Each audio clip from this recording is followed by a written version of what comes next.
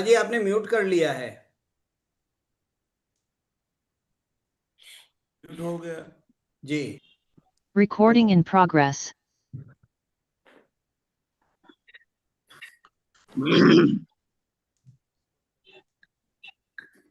आदरणीय सभी महानुभावों का नमस्कार। यह सर्वविदित तथ्य है कि भारत में जमीन कम है और इसलिए महंगी भी है। आज उद्योग जगत सिर्फ किसानों द्वारा संचालित एग्रो फॉरेस्ट्री के ऊपर ही निर्भर है।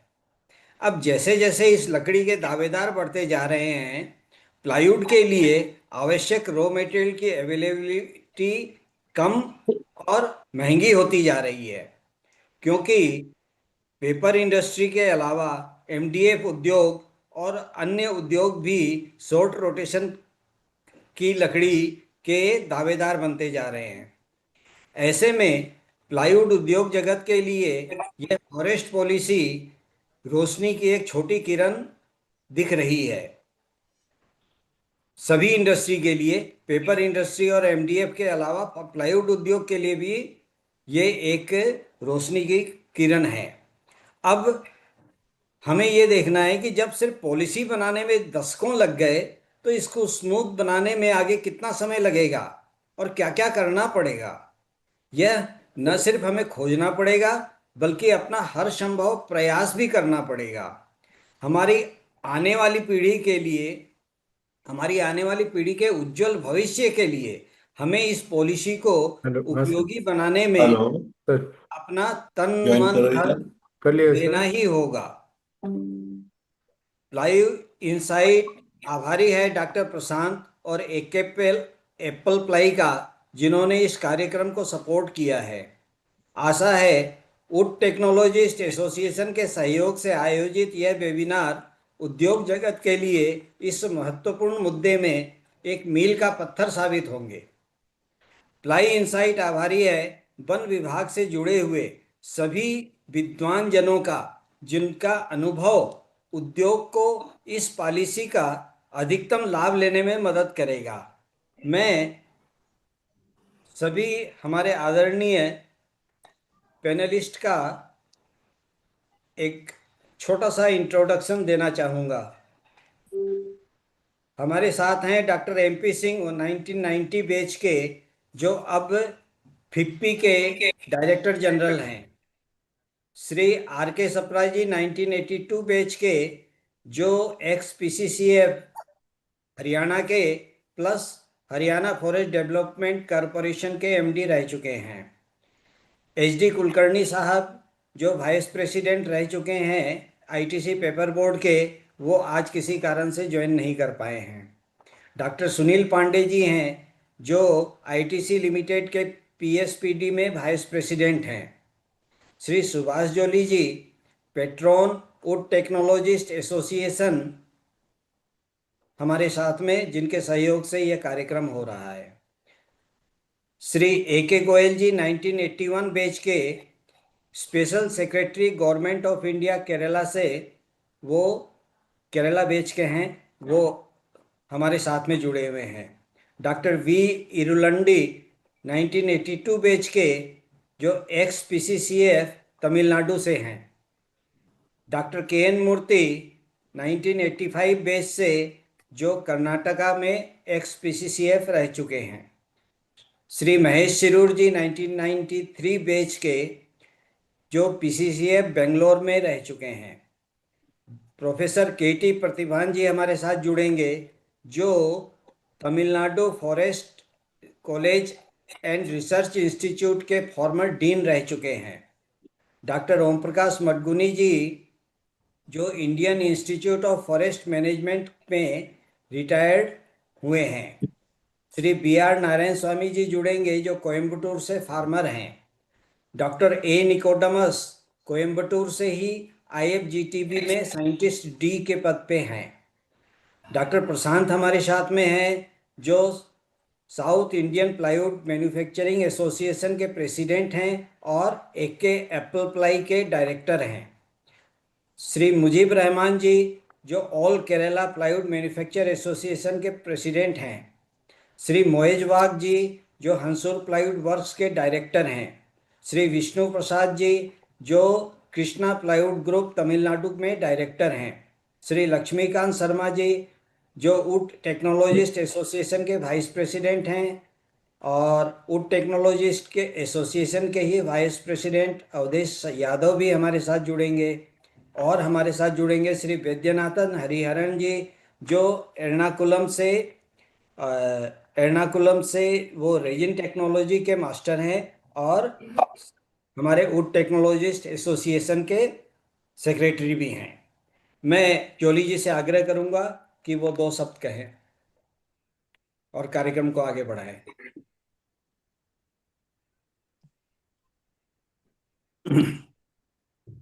नमस्कार। केंद्र सरकार द्वारा वन भूमि को लीज पर दिए जाने से जुड़े दिशा निर्देशों में किए गए हाल ही में संशोधनों पर विस्तृत चर्चा पर आप विद्वान पैनलिस्ट का WTA व प्लाइंसाइट की ओर से हृदय से स्वागत है। वेबिनार के इस अंक में तमिलनाडु, कर्नाटका व केरल स्टेट्स को ध्यान में रख के अरेंज किया गया है, ताकि ये पॉलिसी आगे स्टेट वाइज क्रियान्वयन होनी है। हमारा प्रयास है वुड बेस इंडस्ट्री के सभी स्टेट एसोसिएशन की इस पॉलिसी का फायदा उठाकर सोशल, एनवायरमेंट व इकोनॉमिकल डायमेंशंस में सुधार ला सके। इसीलिए वन भूमि एग्रीवुड क्षेत्रों के विशेषज्ञों को, इंडस्ट्री व बड़े किसानों को इस मंच पर एक साथ डिस्कशन पर लाकर विन विन की पोजीशन लाना हमारा उद्देश्य है। इसी मंगल कामना से मंच की अब आगे की बागडोर मैं अनुभवी पैनलिस्ट श्री RK सप्रा जी को सौंपता हूँ। Shri Sapra sir. Good morning everyone friends. Just मैं लोगों को बुलाने से पहले जो भी हमारे बोलने वाले हैं, मैं बैकग्राउंड बताना चाहूंगा कि गवर्नमेंट ऑफ इंडिया ने एक पॉलिसी बनाई है, जिसके के लिए जो IPM में है, जो पेपर मैन्युफैक्चरर एसोसिएशन है, वो पिछले 30 साल से ट्राई कर रहे थे कि हमें फॉरेस्ट भूमि मिले और लीज पे मिले और हम इस पे अपना रॉ मटेरियल उगाएं, जिसके लिए कि सरकार एग्री नहीं की। 30 साल के बाद एक समाधान निकाला गया कि भाई आपको लीज पे भूमि नहीं दी जाएगी, जमीन हमारे पास रहेगी, फॉरेस्ट लैंड, उसका प्रोटेक्शन भी हम करेंगे, आप इन्वेस्टमेंट करोगे और उसको जो प्रोड्यूस होगा सरकार आपके साथ शेयर करेगी। तो इसके लिए जो इंडस्ट्री है वो मानी है, अब इसको इम्प्लीमेंट करना है। लेकिन ज्यादातर ऐसा है कि ये जो पॉलिसी है, इसको या तो लोग समझ नहीं पाए हैं या अभी इसको टाइम लगेगा। रीजन उसका यह है कि फॉरेस्ट्री सेक्टर में इन्वेस्टमेंट की कमी रही है, सरकार की प्रायोरिटी में नहीं आता है, इसलिए इन्वेस्टमेंट फॉरेस्ट्री सेक्टर में नहीं हो पा रही है। तो सरकार ने सोचा कि वाई नॉट, जैसे हमारा आप नेशनल हाईवे का सेक्टर देख रहे होंगे कितना ज्यादा प्रोग्रेस किया है। नेशनल हाईवे में ये पॉलिसी आई, उसमें काफी इनिशियली दिक्कत थी, धीरे धीरे गवर्नमेंट लिबरलाइज करती चली गई। अब सेक्टर में पॉलिसी ऐसी है कि आप देखो नेशनल हाईवे का पूरे हिंदुस्तान में जाल बिछ चुका है। Everyone is comfortable. हाँ, कई दफा पिंच करता है कि यार ये टोल टैक्स लेते हैं, ज्यादा लेते हैं, कम लेते हैं, लेकिन बहुत कंफर्टेबल हो गया है चलना फिरना नेशनल हाईवे पे। तो इसी ढंग से एक प्रयास किया गया है फॉरेस्ट्री सेक्टर में। तो इसमें बेसिकली 2 ही पार्टी है, एक जो फॉरेस्ट डिपार्टमेंट है जिसने की वो जमीन देनी है, प्रोटेक्शन करना है प्लांटेशन को, और दूसरी पार्टी वो है जिसने की उस लैंड पे इन्वेस्टमेंट करनी है और जो MOU साइन होगा उस रेशो में प्रोड्यूस को शेयर करना है। तो बड़ा क्लियर कट अभी इसकी डिटेल आनी है, but I think it will be clear responsibility की फॉरेस्ट लैंड और प्रोटेक्शन फॉरेस्ट डिपार्टमेंट करेगा, कोई पोजेशन नहीं दिया जाएगा, इन्वेस्टमेंट प्राइवेट सेक्टर करेगा, और जो भी डिसाइड होगा उस रेशो में फॉरेस्ट प्रोड्यूस को शेयर करेंगे। That will vary from state to state, that will vary from side to side. इसके अंदर सबसे ज्यादा जो इन्वॉल्व रहे हैं हमारे IPMA की तरफ से सुनील पांडे जी रहे हैं। तो वो हमारे जो भी क्वेश्चंस रेज किए जाएंगे पैनलिस्ट के द्वारा, ऑडियंस के द्वारा, वही उसका समाधान करने की कोशिश करेंगे। दूसरा, सबसे पहले मैं गोयल साहब को बुलाऊंगा कि गोयल साहब एक बहुत ही अनुभवी और प्रगतिशील हमारे अधिकारी रहे हैं और I have learned a lot from him. Bharat सरकार में मंत्रालय में भी रहे, जॉइंट सेक्रेटरी भी रहे, और केरला में शायद उनका स्टे कम है और भारत सरकार में ज्यादा है। जब भी हम कभी किसी पॉइंट में टेक्निकली एडमिनिस्ट्रेटिवली फंस जाते हैं, इवन पर्सनल इश्यूज में भी फंसते हैं, तो वही हमारी मदद करते हैं। तो सबसे पहले हमारे जितने भी आज IFS अधिकारी हैं वो हमारे सीनियर मोस्ट हैं। तो सबसे मैं पहले गोयल साहब को बुलाना चाहूंगा कि ये जो पॉलिसी सरकार ने चेंज की है इसके बारे में हम कैसे आगे बढ़े और इसका पूरा फायदा उठाएं कि इंडस्ट्री अपना रॉ मटेरियल उगाए। और दूसरा क्या हो रहा है, माल इंपोर्ट हो रहा है, यूकेलिप्टस भी इंपोर्ट हो रहा है, पॉपुलर भी हो रहा है, पाइन भी हो रहा है। जो चीज किसान उगा सकता है, वीनियर भी इंपोर्ट हो रहा है, पल्प भी इंपोर्ट हो रही है। हमारे यहाँ जमीन है, हमारे यहाँ सारी टेक्नोलॉजी है, इसके बावजूद जो चीज किसान उगा सकता है या सरकार उगा सकती है हम इंपोर्ट कर रहे हैं। इट मीन्स एम्प्लॉयमेंट भी बाहर जा रही है, रेवेन्यू भी बाहर जा रहा है, फॉरेन एक्सचेंज भी खर्च हो रही है। तो जरा हमें इसके बारे में वो करें कि हम कैसे इसको इम्प्लीमेंट करें, और इंडस्ट्रियलिस्ट यहाँ पर हैं, क्या हमें दिक्कत आने वाली है और इंडस्ट्रियलिस्ट क्या प्रिकॉशंस लें कि इस को कामयाब करें। एक हमारा व्यू पॉइंट है डिपार्टमेंट का और एक वो उनका व्यू पॉइंट है, उनका व्यू पॉइंट भी सुने और आप हमें इस बारे में मार्गदर्शन दें। गोयल साहब, Goyal. Thank you. Good morning. Good morning to everyone. And thank you, Mr. Sapra. I don't have much experience on this, but I have some experience of working with Hindustan Newsprint in 1988, 1987, when they were leased some land, because that was a government of India and joint venture. So that time also this was experimented. So it was a Malatur Forest Division. Acacia auricoliformis was raised there, and some, I don't remember now, some hectares were leased to them. So it was working well. Here, my limited knowledge as well as comments will be that, in principle, I am in agreement with this policy, but we have to be very, very careful when it is implemented in the field. Because when such interventions take place, whether it is by government corporation or by private, there is a lot of destruction to the natural this growth. And when working starts in the field, definitely some destruction, not only in that area, in other areas also it will be done.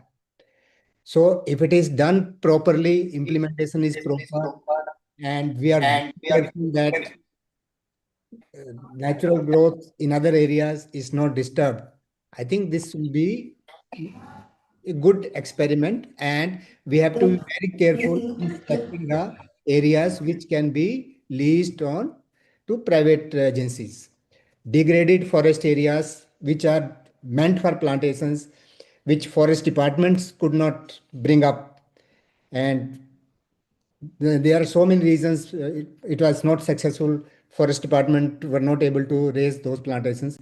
If those are leased and those are raised by the private agencies, I think it will be a good idea to do that. But again, we have to be very careful. And once the, whether it is government, corporation or private, when they enter in the field, there should not be any compromises made by our field staff also, because many things are ignored, and any agency, they will do whatever they like, which should not happen. If it is done with great caution, I think it's a good policy. That's what I have to say at this stage. Thank you.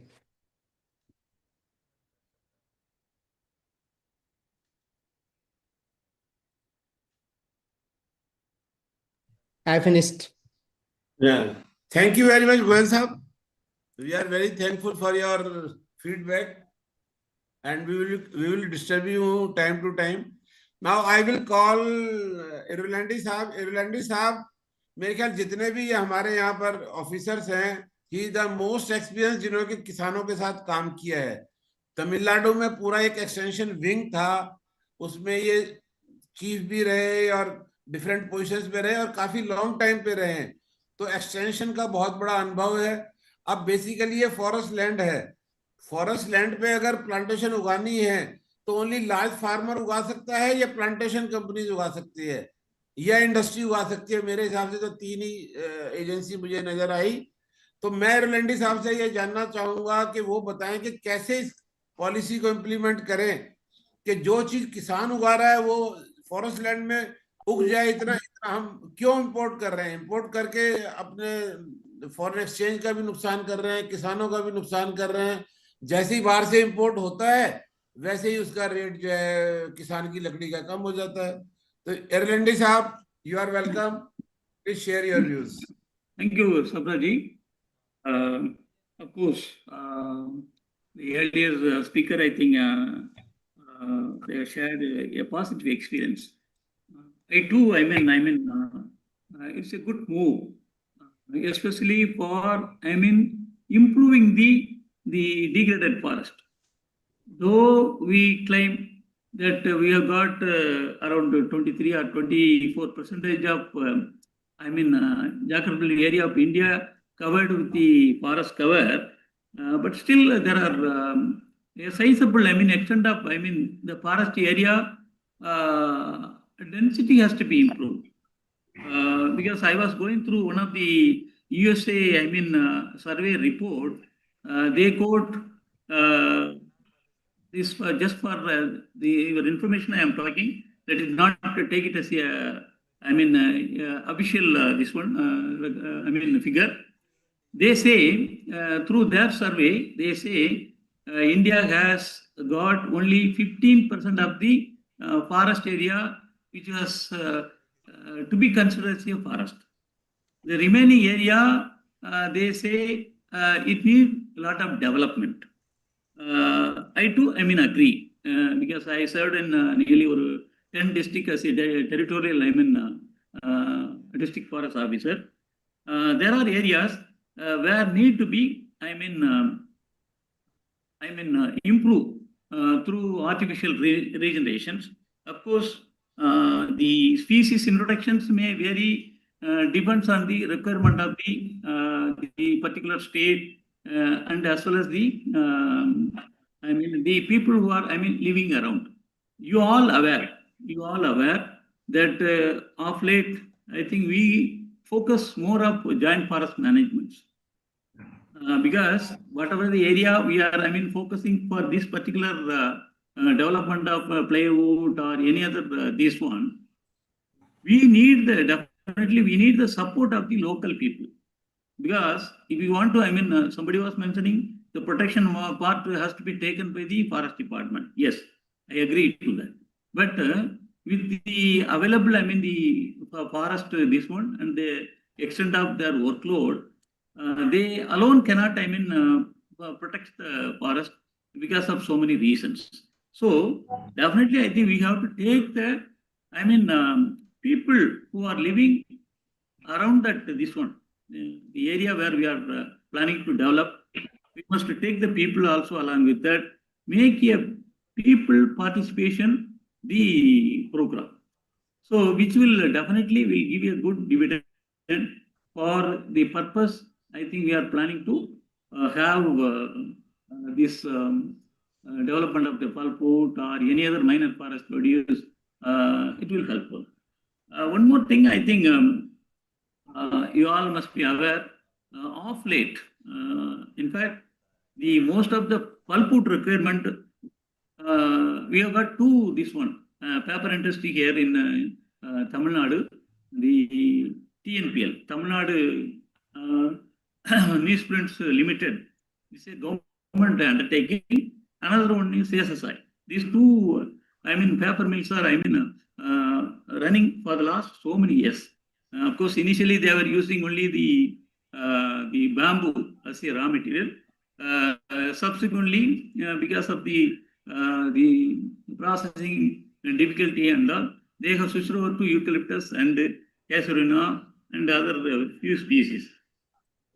But now, though initially, just 10-15 years back, people, especially the farmers, who are,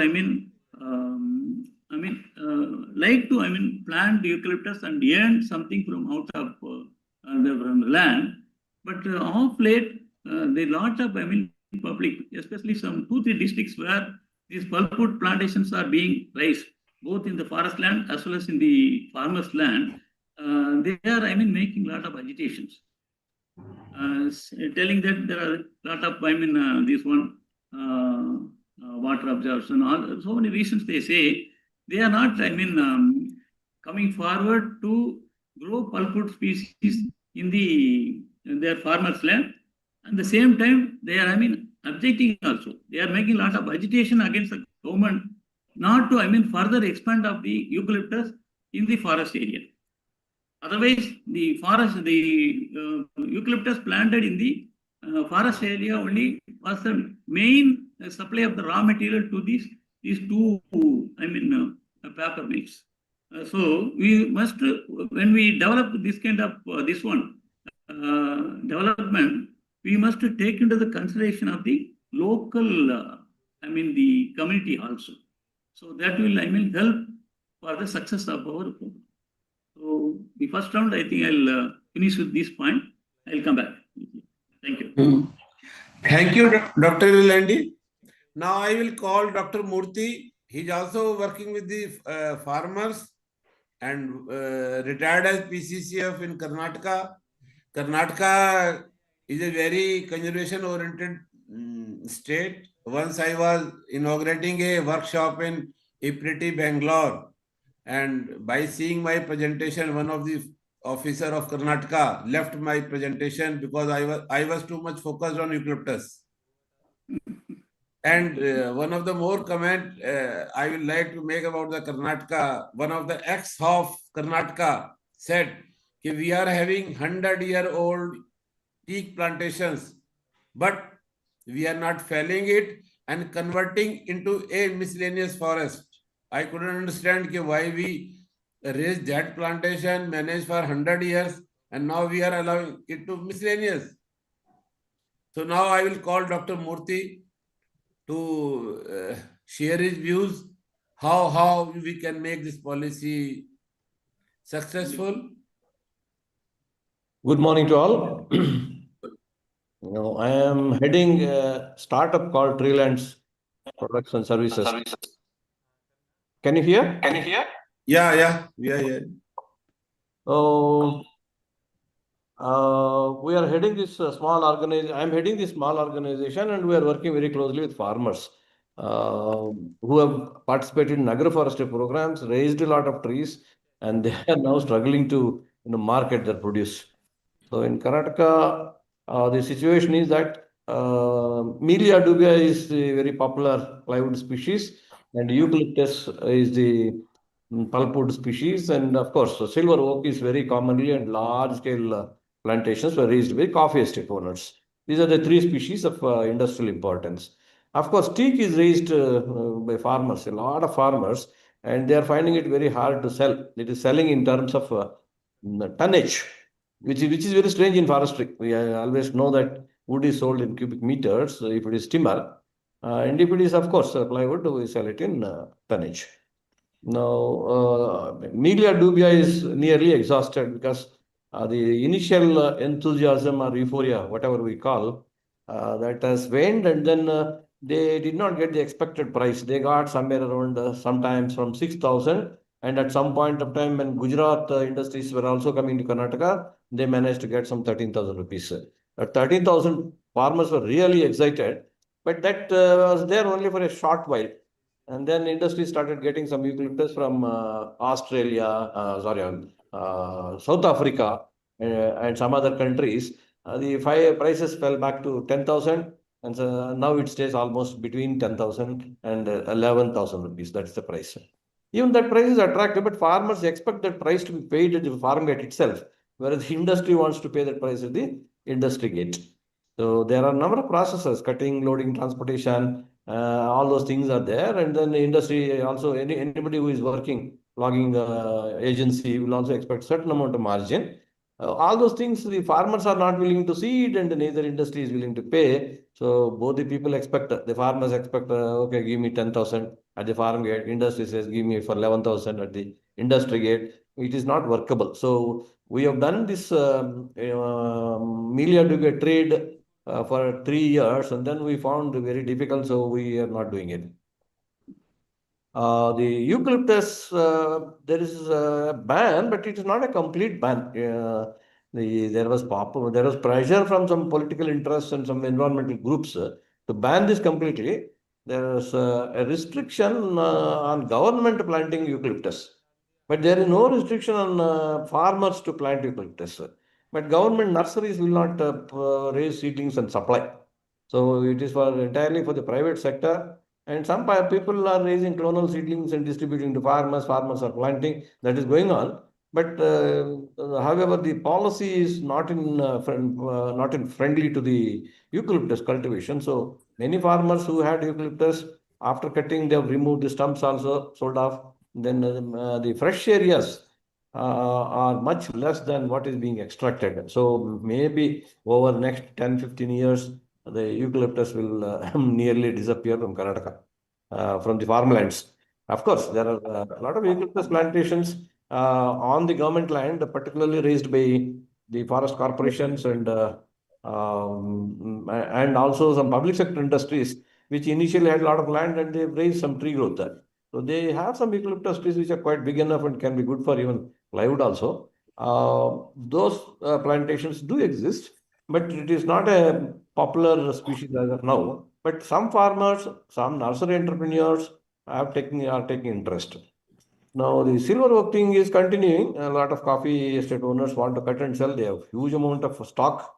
Again, price is the issue. And second issue in coffee estates is that the coffee plant should not be damaged. The coffee is getting very good price internationally. So they put a kind of caveat saying that if you plant one coffee plant, you have to pay me 2,000 rupees. So because of that, it is not easy to harvest silver oak trees and sell. But otherwise, there is plenty of silver oak. If you have advanced machinery, there won't be any dearth for silver oak in Karnataka. That's the overall scenario. Coming to this policy of government leasing the government forest lands for planting of trees and raising industrial plantations and all that, I have my own reservation, but this is one step forward compared to our policy position for many, many years.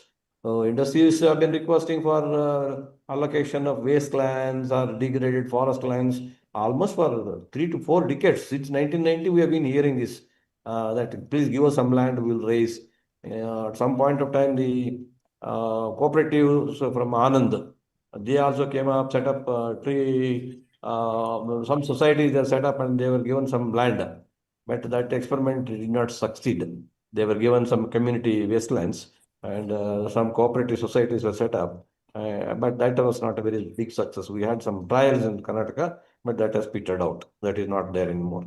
Now coming to the current policy of forest land being given to industries for raising plantations, there is a good possibility. I don't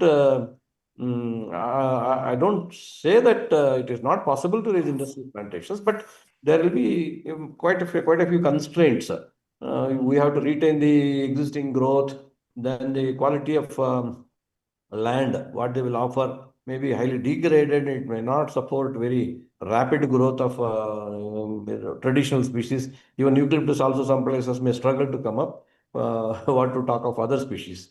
So the growth may not be as expected. And I would wonder if any industry would be interested to invest on such a degraded land and hope to go harvest good returns from those lands. But as a medicinal plants is of course a different story.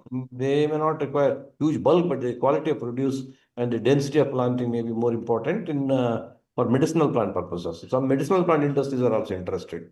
So they may come forward and their purpose might be served by this policy. But I wonder if industry can step in with investment and do it, partly because the land will continue to be with the forest department and the management will also continue to be vested in the forest department. So the forest department is one department which is not easy to talk and deal with at the ground level for outsiders. For forest officers, it is fine. For outside industries, it is quite tough to deal. So given that culture in the department and given the kind of quality of land, I would feel that it will be difficult, but some pilots can be taken. In Karnataka, one more experiment is in the offing. We have site-specific micro plans being prepared. Now, in some areas where the mining is being done in a big way, they are coming up with them now. Earlier, traditionally, we had only working plans for the whole division, which may be 75,000 hectares, 1 lakh hectares or something. We will have a working plan. Now we are coming down to reserve forest, smaller reserve forest, even if it is 100 hectares, 200 hectares, 500 hectares. We are preparing detailed plans. That is funded by the mining. Some corpus has been set up by the Supreme Court, and there is a special purpose vehicle constituted in the government of Karnataka. It is called KMREC, and that corporation has accumulated huge amount of fund, and they are willing to give about 2,500 crores for forestry. So in the forestry, what they are trying to do is each reserve forest, they are all mostly degraded. They are in the Bellary region, highly degraded forest lands. So they are preparing detailed project reports, which in technical terms are micro plans for each reserve forest. And this is a new introduction to the forest department. Earlier, we had only working plans at a larger level, macro level, per district or per division. Now this is going down to each reserve forest, 100 hectares or 200 hectares. Specific detailed projects are being prepared. And they're not oriented towards industry anyways. That is meant for conservation forestry.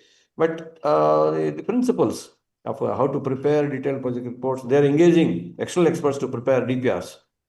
The DPRs are prepared not by the forest department officers, because there are too many of them to be prepared. So there are some external consultants who are getting specialized in preparing DPRs, and some principles of the DPR can be borrowed. And maybe some pilots can start if an industry is willing to experiment. Maybe some pilots can start in Karnataka, but I'm not sure whether Karnataka government, state government, being ruled by another party, opposition party, will align favorably with the central policy of leasing industrial land. So for political reasons, the state always opposes the central policies. I don't know whether the state will agree to this policy of industry investing on degraded forest lands, preparing DPRs, investing and then harvesting at some point of time at an agreed rate, sharing at an agreed ratio. So I have my own reservations, but nevertheless, it is one step forward. And then let us see what the government of India does with respect to identification of what kind of areas.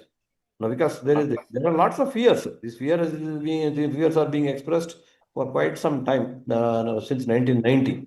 So those fears cannot be washed out or swept away by just suddenly by one order or anything. The fears will continue to lurk, and we'll have to really see how to identify the areas that the industries are also degraded for us, but they're reasonably good enough, reasonably fertile, reasonably flat, reasonably good for the industry to invest. That the next step may be to either ask Survey of India, Forest Survey of India, or some independent agency to look at what kind of degraded forest areas are available in the state, which can be offered to industry for planting, and then what kind of joint ventures or a memorandum of understandings we can enter into, what kind of sharing we can do, what species to raise, then how do we conserve whatever rootstock is available. Those will be the issues, because local communities will also agitate. In the sense, they will say that we will be losing grazing land, it will become monoculture, the water quality will go bad, water consumption, this, that, all kinds of environmental issues will be raised. So we'll have to really check out whether this policy will work on a pilot basis.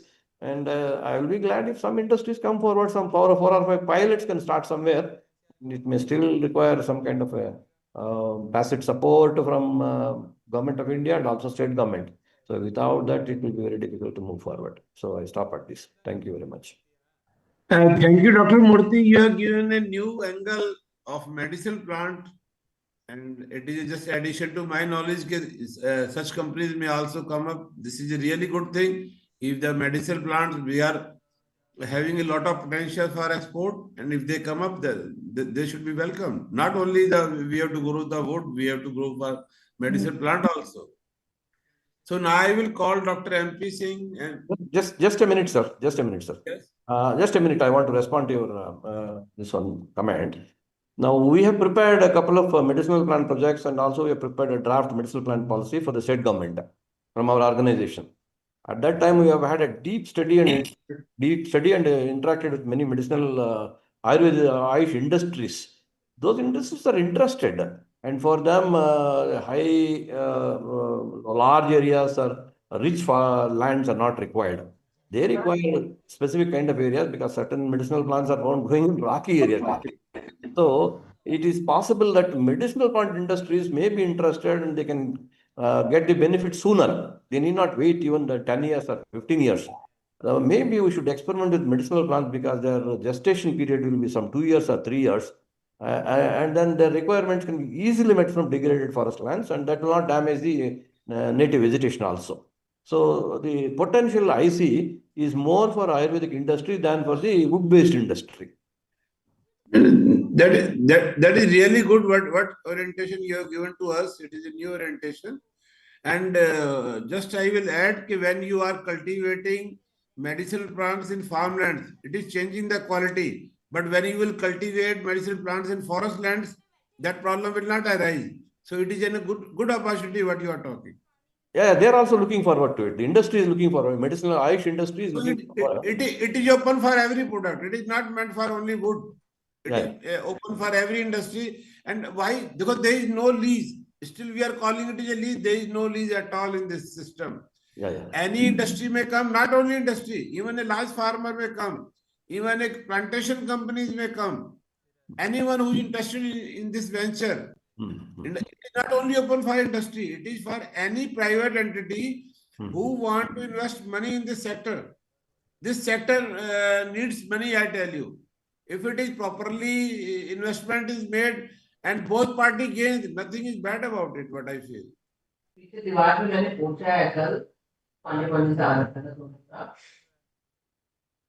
Thank you, sir. I'm done. Thank you, Dr. Murthy. Now I will call Dr. MP Singh. Basically, he has raised the flag and is carrying the flag for the last 4 or 5 years with the industry. Now he will tell how he will convince the panel industry to take the advantage and what are the problems in taking it and what is required. So he is the most experienced person who is interacting with the industry since long. Dr. MP Singh, please. Yeah, very good morning to all the senior panelists. We really have a good policy, and at least there is some advancement in the policy. But as we have the experience that any policy in a country like India takes a longer time to get into action. Like we had the 1988 policy, and it took Godavardhan judgment to be there to get it implemented. That is how the industries were put out of the forest, and the sourcing of the raw material was now happening from the agroforestry. And this is, we can see that this is a new opportunity of getting back to the forest with a specific purpose of raw material augmentation. But as other panelists has raised the issue that there are implementation issues, there are issues of the biodiversity, there are issues of short rotation crop, long rotation crop, exotic species, indigenous species, and then the interest of the local community. So, and then more than that, there is apprehension among the farmers also. If the large forest area comes, then the price of the timber will also decrease in future. What they are getting, they will not get in future. So many implementation issues are there. However, we from the panel industry, we are trying the idea with how to go with this. Certainly, we will not go for the short rotation crops. because that we are getting from the farmers in 4 years rotation or 5-year rotation. So we don't need to go to the government land. But for the long rotation crops, especially for the face veneer kind of species, we can think of collaborating with the government, and so that there is not much environmental issue there. But we are still to find a state government who is willing to come forward to implement this policy of the government of India. Because see, all states and center, they are at a different frequency, and we had that experience with the last policy, that conservation aspects were introduced in 88, but all the states were doing their harvesting and the production forestry in the usual pace till the Godavari judgment. So we think that if there are lots of consultation, especially from the central government, and then taking, because at present I've yet to find any state government in sync with the central government policy. So we are exploring which government comes first, which state government comes first. So we are approaching 2-3 state governments. So let us hope that we get some. But I don't see, means there can be 1-2 state from the south also. We are hopeful. In fact, especially with regard to Andhra Pradesh and Telangana. So it depends how the government views that thing. So this is at this stage only. Thank you, sir. Thank you, Dr. Saab. We have a lot of hope. All panelists will depend on your advice. Sir.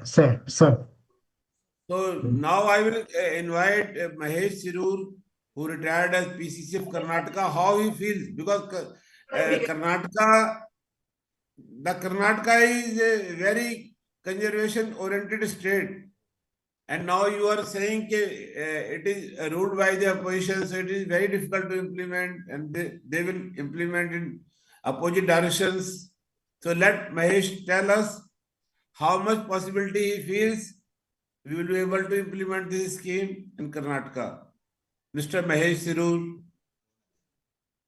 you are here in the panel, Mahesh ji? Mahesh ji nahi hai, I think Mahesh ji is not present. Join तो किया था, अभी लगता नहीं है. अब नहीं है. Just now I will call Dr. your Suneel Pandey ji, who is the architect of this, who knows each and every move behind this change in policy. PCCF FC कौन है उनके नाम से? वही तो है, महेश जी है. तो वो है तो अभी कहाँ है? नहीं, he is not responding. नहीं. Mahesh ji is there in the panel. Login में है PCCF FC. हाँ, PCCF FC लॉगिन में है, but he is not responding.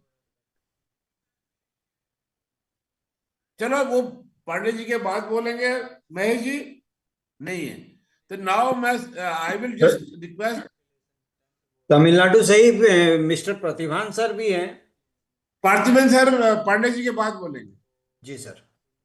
तो now I will request Sunil Pandey ji, who I think he knows much more finer details के what is the move behind this policy, how we will make it useful, and what questions has been raised by the previous panelists.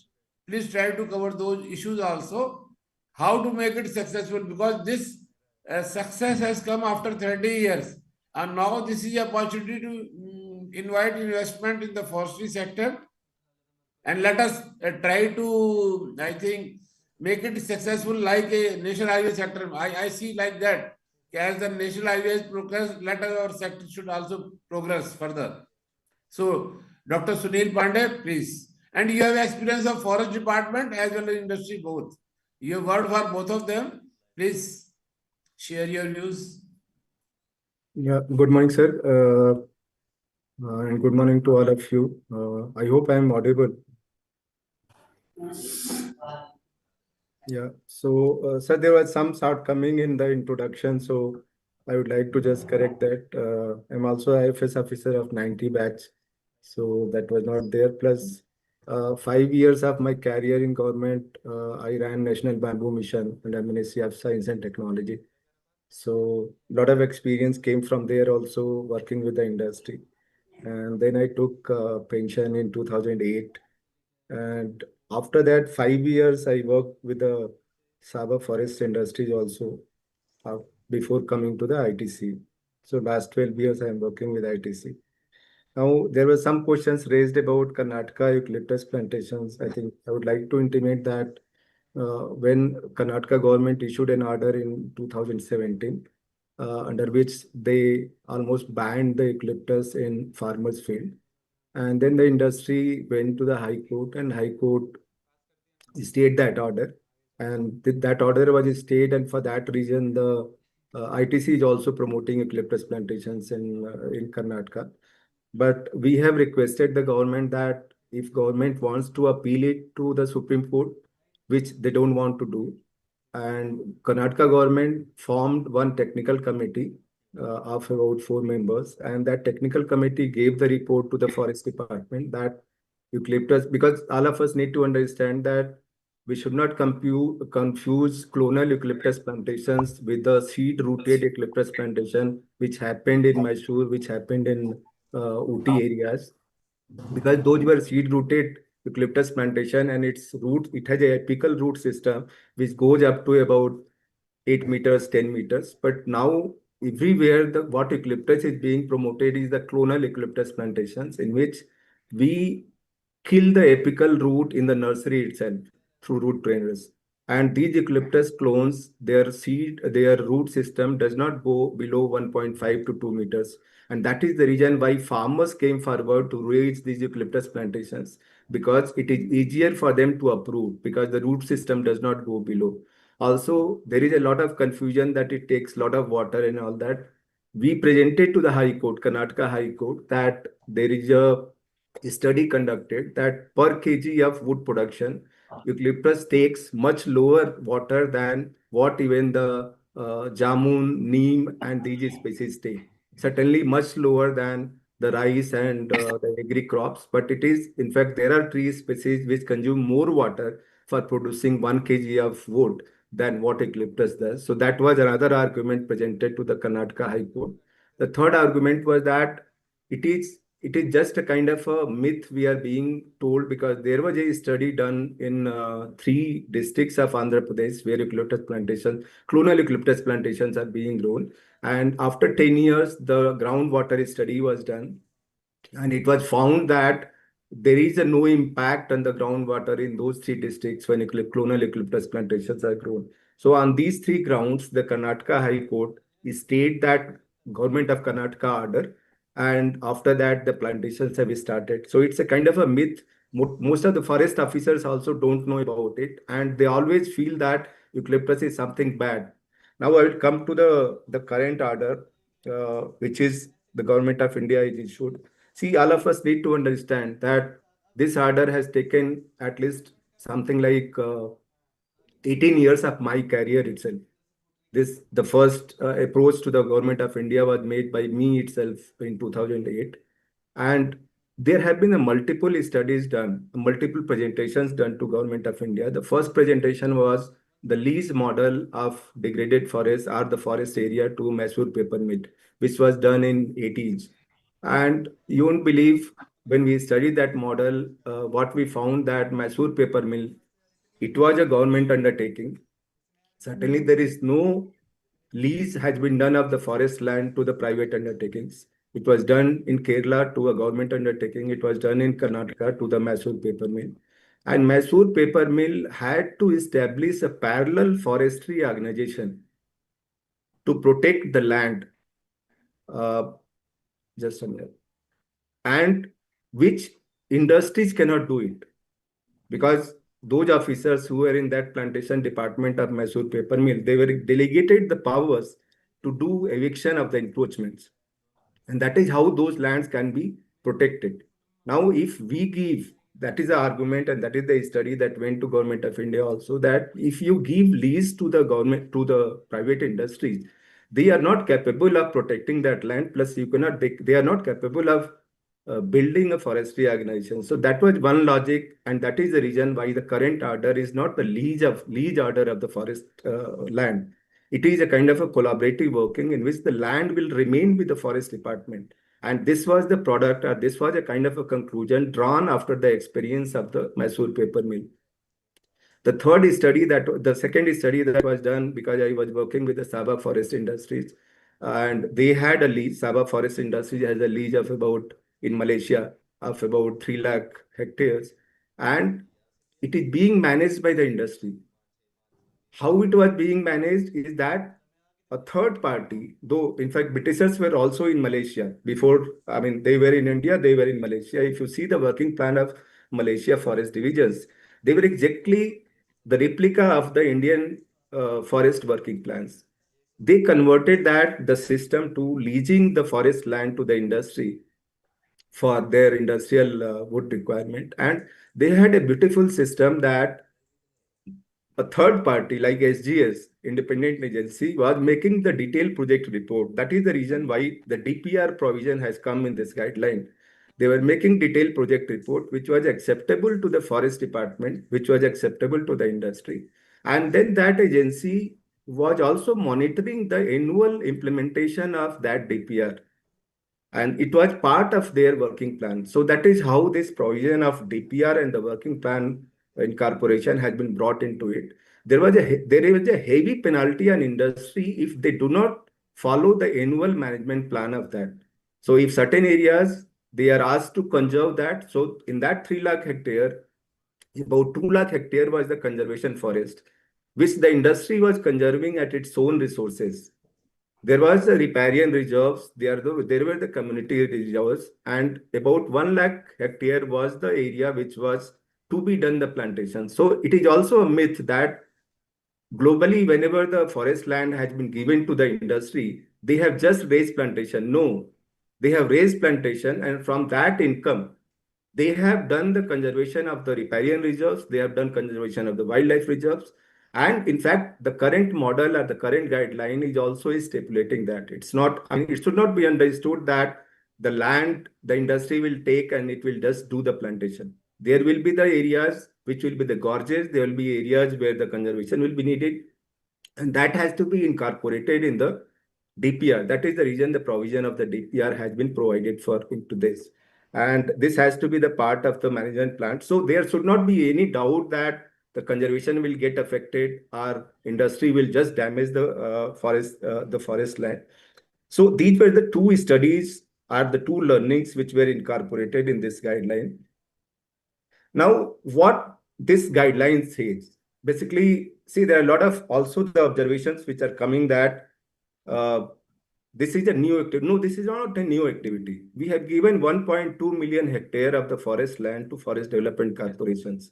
There are very excellent forest development corporations in Andhra and Telangana as well as Karnataka who have done and managed the eucalyptus plantations.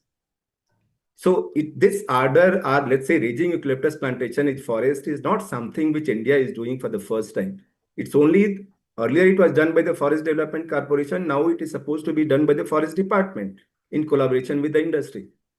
I'm not saying that it will be only eucalyptus plantation. There will be the gurjan also. There will be multiple species, whichever species the industry wants. But here the crux of the issue is that the plantations has to be industry linked or end-use linked.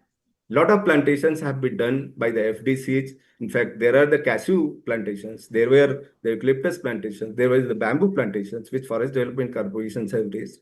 But only crux of the issue is that this has to be the industry-linked plantation by the forest department, in which industry will be investing money, and then it will be sharing the produce or sharing the revenue.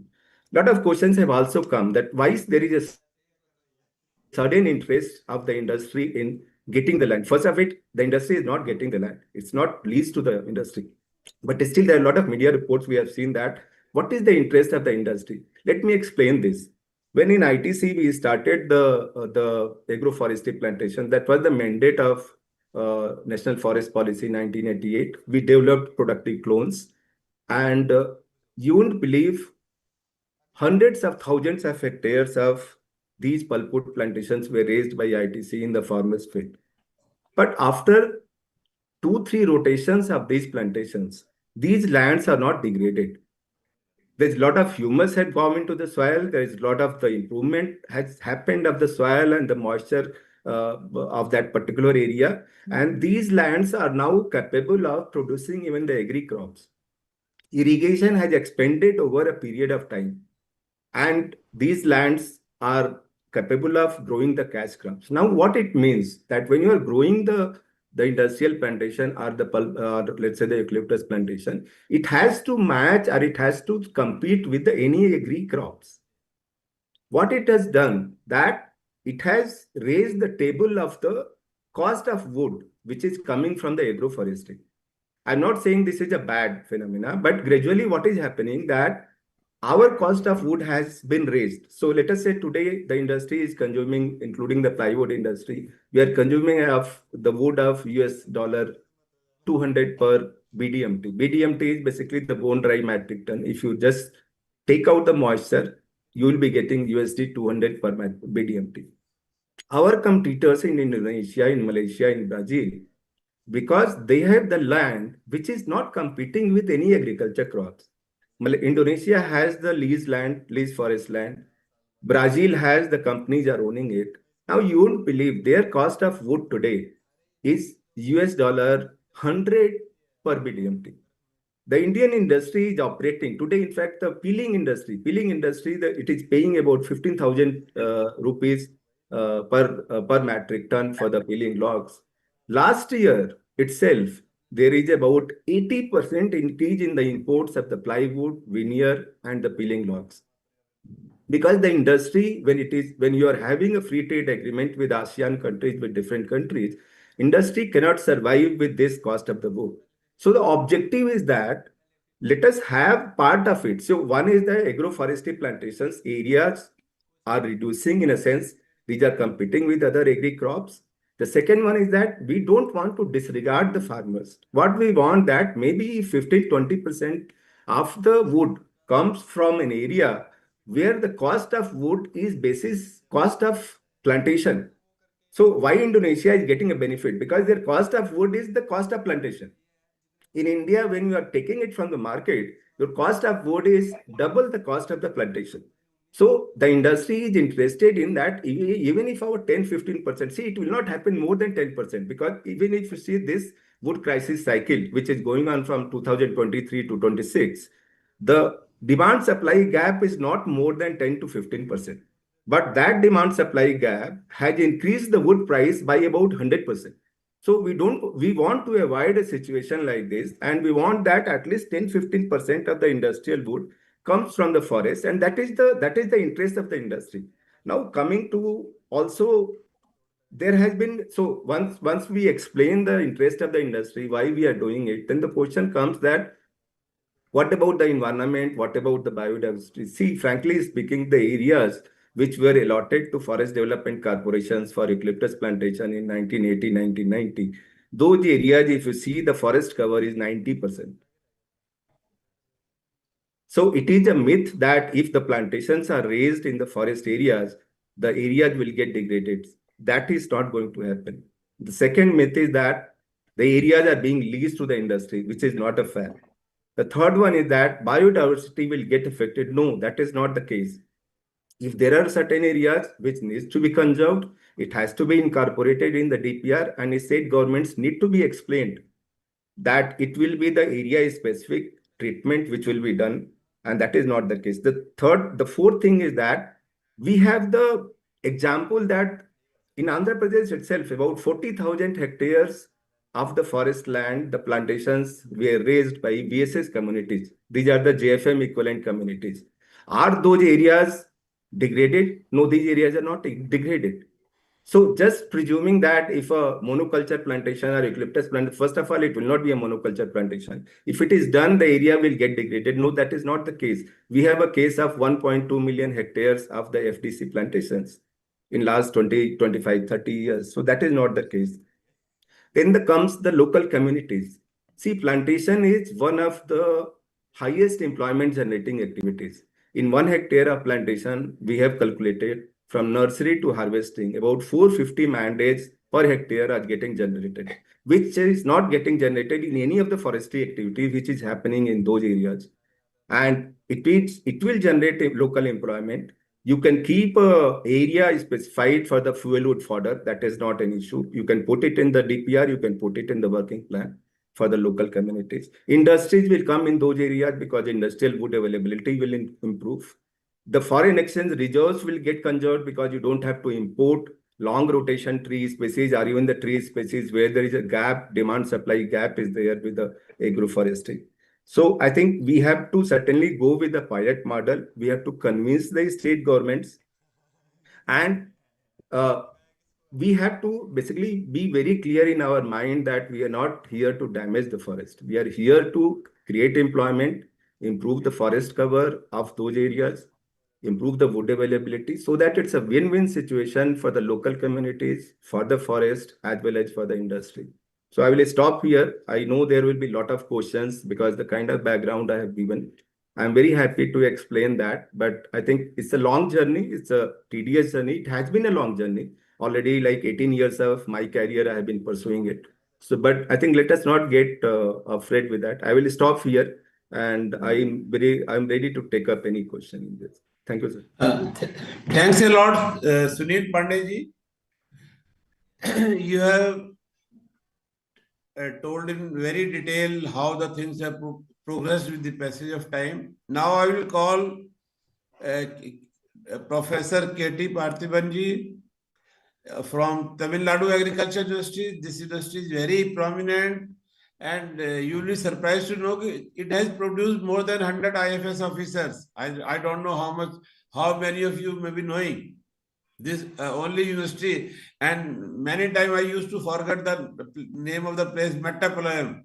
I very with very difficulty I just try to remember this name, but it has contributed more than 100 IFS officers. This is a big contribution, and Parthiban Sahab is implementing a consortium model, which is also very unique, where they brought all the stakeholders and getting the nursery owner is there for getting the loan, the insurance company is there, technical guidance. I think that is the best platform they have created.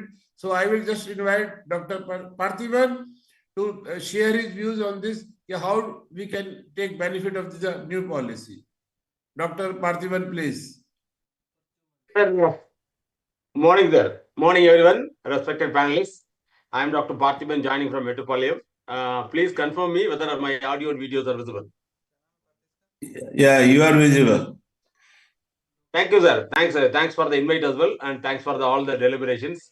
I'm really happy to listen to all the panelists. So this is first of all, we must really welcome the Government of India initiatives on leasing of the land to either industry or maybe participatory leasing. The exact conditions have to be very clearly spelled out. Because as Dr. Suneel Pandey sir said, leasing to land to the third party and the developmental process is not new to India. But what had happened is land was leased only to within the forest department by creating a plantation like TAPCON. Take Tamil Nadu. When we started this model of contract farming model, we introduced two systems. One is the captive model. Second one is a farm forestry model. Captive model is getting the land leased wherever it is available, particularly the government of Tamil Nadu lands. In fact, the revenue department, HRNC department, even other things, wherever it was available, we have just taken the land on lease. Industry invested money, and the benefit sharing mechanism was very clearly spelled out. Whether it is a benefit sharing mechanism in the name of product or benefit sharing mechanism in the name of money. So that was the system which one is the land lease model, second one is the benefit share model. So it was existing, not in a larger thousands of acres. I think we have gone to a maximum between 10,000 and 15,000 hectares that was done. So why I'm saying this for the industries, because most of the panelists and most discussion in the whole country, it happens only for two sectors of industry. One is pulp and paper industry, and second one is ply and panel industry. But to be frank, India has endowed with more than 19 sectors of industry.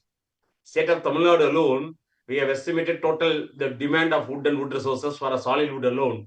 The industry which depend on solid wood alone, we have estimated between 70 and 80 lakh tons. And for the sectors of energy, both for co-firing and for a combustion, and along with the gasification, of course, the entire process, it takes almost 100 lakh tons. That means, even for a simple state of Tamil Nadu, total volume of wood demand is 200 lakh tons. So what is available, the known source is 1 lakh ton from Tamil Nadu Forest Plantation Corporation. That means 99% of the wood has to be sourced. That's a problem now. A lot of uncertainties, though contract farming exists.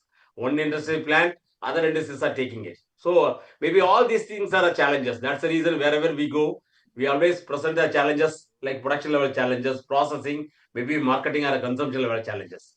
What I am trying to say here is, I think industries, they have to very clearly use this policy, because this will definitely help the industry to create a captive model. That means captive model means you can develop your assured own plantations. And maybe 50%, 30% or 70%, even 100% of raw material can be sourced. What is needed is, let the industry invert. When the question of benefit sharing, maybe the government and the industries, you can sit together, develop the systems. Coming to the lease conditions, maybe what is needed is, it is more than DPR, more than anything else. What is the lease conditions? The government of Tamil Nadu or government of India or respective state government, what are the lease conditions? You make this explicitly written on the systems. What are the lease conditions? Because once the land is leased out to X or Y or Z, very clear, it is their responsibility. But ultimately, the owner of the land is a forest department.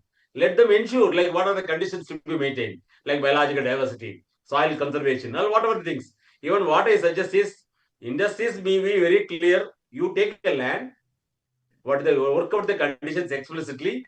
You develop your management plan for the leased wood land. And within that also, like the government of India says, 33% of the total geographic area must be under forest. Automatically, exactly same is the case. Whatever the land is taken out of it, you take 33%, 30% to 33% as a typical forested area, maintained with a large biological diversity, whatever the case may be, you can also do it. Otherwise, you develop a model. Monocultures can slowly be replaced with, not as a multicultural, but a product specific. For example, originally, I tell you, there was a debate on Melia Dubi also. 2004 and 5, 6, when the Melia was introduced from Tamil Nadu, it was not for plywood and panel industries. It was introduced only for a paper industry. But paper industries have not listened, because we made a very clear presentations. This is a low density wood, high cellulose, definitely specialty paper, it may be amenable because of the lignocellulosic composition is very, very robust when compared to eucalyptus, cashew, or even bamboos also. But only thing is, it has to be either blended or you have to look for a specialty. Industries never listen, but it took nearly 10 years. 2004-5 it was introduced. 2015 it has been adopted. 10 years. Now all contract farming, Melia Dubi has been incorporated by the industries. A panel industry, plywood industry, paper industry, even gasification, energy sector of industry also they are using. So that is the reason the multi-sectoral species, not exactly eucalyptus, poplars. Why not the other species? Maybe lease policy may also look for a inventariization of new indigenous species as well. Melia Dubi is one. Similarly, Tuna ciliata, recently 6-year-old Tuna ciliata has been demonstrated to the visitors of Government of India. Of course, both from almost all sectors of industry visited when they visited Tamil Nadu. 6-year-old tree species have been harvested before them in the farmers' field. It has been demonstrated to the committee with the industries also how it has been known. And the quality is more superior when compared to Melia Dubi, even eucalyptus, in terms of color, in terms of density, in terms of recovery as well. So I am saying this, the land, this is a good move for the industries, because hereafter at least industries, several industries, even I have to record here, only one or two industries are planting, other industries are enjoying the total benefits. Now this policy, the land lease policy of Government of India, if this is going to give a priority to the industries, let the industry invest money, let them develop a plantation's own captive model, so that 30% or 50% or 70% or even 100%, let them source their own raw material resource. That was the policy of 1988 National Forest Policy. 2014 policy, agroforestry also indicate that increased participation of industries. Now land lease policy, land is going to be available. But the only thing is, they say degraded land. So definitely, one is the land lease conditions, second only technological adoption. What are the technologies available? Because we have been talking about agricultural landscape. Today again we are going back the forested landscape, that to degraded forested landscape. That means there must be a technological mission should be available here. That is very, very important. Because again, we are not going to consider one or two species, maybe multi-utility species, that can also be possible. So definitely there is a greater scope because industries can ensure their own raw material. It is going to be a captive model. The sustainability in terms of raw material availability, and you can also create a rural employment because the local communities or the neighboring villages, they can be involved in the entire production to consumption process, nursery, plantation development, plantation management, felling, harvesting, loading, of course, debarking and a value addition. And definitely, this is going to extend a beautiful landscape for establishing a decentralized business establishment as well, not only to industries. And second thing is, because today every industry started importing materials. So one of the major is indigenous production cost is high, raw material cost is high, highly erratic. So if you are able to produce this captive model, take it granted, you can be competitive as well. Industries can become a competitive in terms of imported material as well. More than that, the quality you can ensure. You take panel industries, whatever the eucalyptus identified by us, Dr. Suneel Pandey sir said, it was developed only for paper industries, and that is deployed now panel industries. So definitely there must be developed technology development exclusive for a panel industry. Within the panel, clones for a plywood, clones for a medium density, clones for a particle board, clones for other sectors of industry. Why not? They say even plus door. Today all hardwoods are converted into plus doors. All hardwoods. That means the sectors of industry is not known. Another major industry today emanating in the entire country is packaging industries. And there is a poor discussions across India. Packaging industry, you don't believe, without the systems, they are taking much more raw material. Originally, it was imported material. Today, they are all using only indigenous, locally available material, whatever it is available. Even one-time utility also, they are happy. So that means that industry is growing at an alarming rate, and there is a huge demand. Under all these conditions, definitely my request by maybe through this platform, what I want to say is maybe all the industries, each and every state, because why we are talking about the entire database, we have established a consortium, two institutions. One is Consortium of Industrial Agroforestry, which link entire stakeholders, producer to consumer. Who is consuming, irrespective of the industry, we identify them, make them compulsory members. What are two things? One is let them say what is the demand. Let them also say what are the challenges. As a research organization, our idea is very simple. What are the challenges available? Production level, technology development, processing level, update with the industries, consumption level, marketing, demand and supply pattern assessment. Everything is being done by annually, because annually we invite all the stakeholders, debate the entire system. What was done in the last year, we present them. What are the challenges? Who is the competitor? Where the wood is going from Tamil Nadu to rest of the country? Where from wood is coming from rest of the country to Tamil Nadu? All these things. So what is needed is each and every state, you develop a typical database, availability and establishment, wood demand and supply pattern, very poorly understood. Once if it is known, industry must be very clear what is the extent of area to be developed. For example, for state of Tamil Nadu, we have recently submitted a proposal to government of Tamil Nadu under Green Tamil Nadu Vision and for a TBGB and the state agriculture department also. This is the total volume of wood demand for the state. To achieve this total volume, for a 30% achievement, this is the area to be approached. For a 50% demand, this is the area to be approached. For a 75 and for 100%, we have given the total area to be approached in the agricultural landscape. For all these things, I think industrial partners, land availability, the problem is small and medium sector landscape. Treating them, converging them, it's a very challenging factor. Under these conditions, I think the policy, land lease policy, definitely it's a welcome issue for the researchers, welcome issue for the forest department because land is going to be restored, welcome issue for the industries because they are going to get the raw material sustainably, establishing an assured, captive and the quality raw material. More than that, you are going to build the hotel, the green credit program also. That is also going to be a mandate because a lot of environmental compliances are there for the industries. You can also take the benefit of this green carbon program. More than that, the certification standards today, Government of India Praman certifications, maybe whatever the certification available, PFC or FSC. I think for all these things, definitely the entire blockchain system, this land lease policy can play a vital role. But what is needed is appraise the government, respective state government, because several state governments maybe they may sometimes follow the Government of India policy, sometimes may not. So we have to make them aware of the systems, the benefits, both the productive benefits, ecological benefits, environmental benefits, societal benefits, more than the economic benefits. what the country is going to get the whole system. All these things. So I really, because this amendment is really a good welcome to the industries particularly. But only thing is industries have to take part seriously so that your raw material, you are investing on the entire body, but investing on the heart is very important. Heart investment is nothing but raw material investment. If you are investing in the raw material, take it granted, India's security in terms of raw material is going to be a reality, and we can be globally competitive as well. That's my initial talk. Thank you, sir. Over to you. Thanks a lot, Dr. Parthiban. Now I will call Dr. Omprakash, who retired from Indian Institute of Forest Management, Bhopal. Dr. Omprakash, please. Sir Mahesh sir भी आ गए हैं. Mahesh sir आ गए हैं? तो पहले Mahesh sir से बुलवा लेते हैं.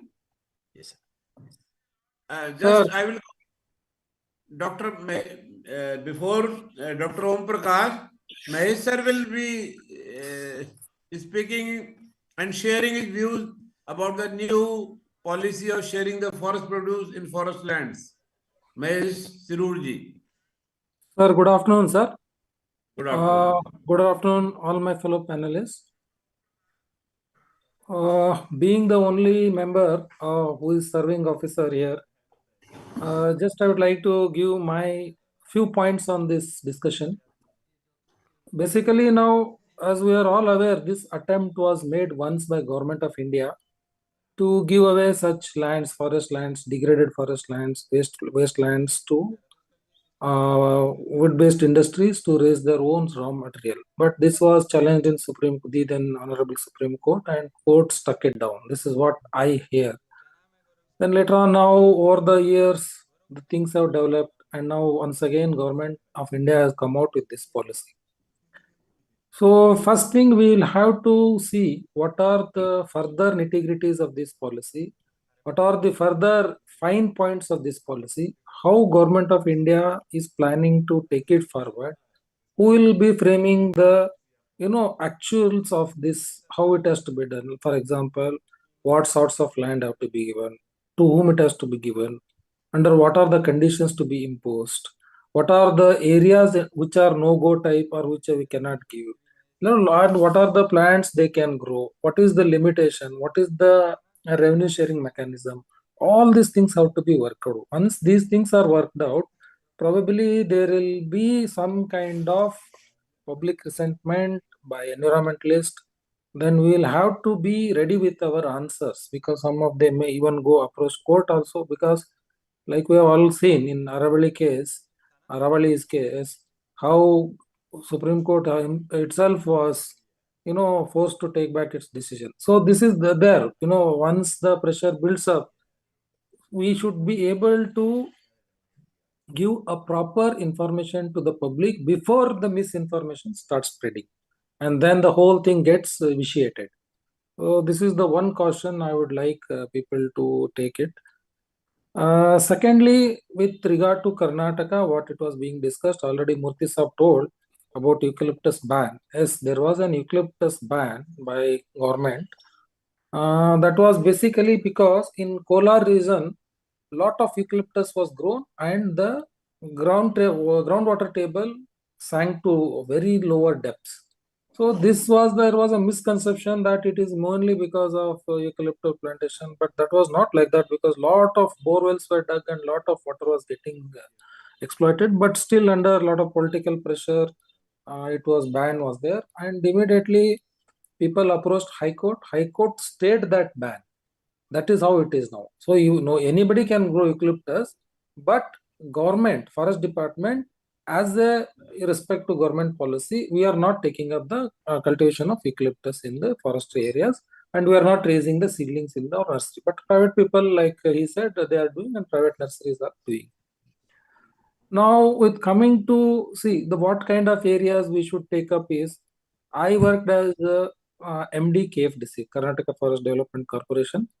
There are large areas of forest handed over to corporation, nearly 40,000 hectares of pulpwood plantations. And now, for last 7-8 years, because of ban on eucalyptus, we are only able to harvest the rotational crop of previously grown eucalyptus crops. Apart from that, we tried as alternatives this Habbeu and all many other species have been, even Casuarina, they have been tried as a pulpwood thing and not success. Even acacia also is also tried, but the success rate is not as, because when success means I look at the income that the corporation gets at the financial year. So when I still see our majority of incomes comes from eucalyptus older plantations, which are now just taken as copies crop, and you are not growing new crop but copies crop. The income from other pulpwood crops is not really matching this, and it is not really sustainable. That's what is my personal feeling. So we'll have to do a lot of, because when we have to go, we have to come out, because a lot of paperwood industries, Bhadrachalam and they're doing MPM, they're doing a lot of research and trying to evolve new pulpwood species, new pulpwood varieties. That is good thing, and that is how we should come up, and that is how we can convince people, even in these degraded forest areas or low quality forest areas, we are not only just growing eucalyptus, we are growing other species also. This type of some scientific work has to be done. And lastly, what I would like to add is, even when these industries, I think somebody put up the mic, it is getting reflected, my voice is getting echoed. Anyway, so when these lands are given to the industries for raising of pulpwood plantations as a raw material for their industry, they should also take care of adjoining villages and do some socio-economic activities, so that there is no resentment among them also. Otherwise, they will feel our forest area, we have been protecting this area, as long as government is doing something, there are not much resentment. But only when people feel that big industries are coming, they are taking big profit and going away, doing nothing to us, then there will be a lot of resentment. So involving them also in this activity would be a long sustainable thing. With these few points, I would like to close my comment. Thank you. Thank you very much, Dr. Mahesh. Now I will call Dr. Omprakash from IFM Bhopal. नमस्कार sir, thank you very much ये opportunity के लिए।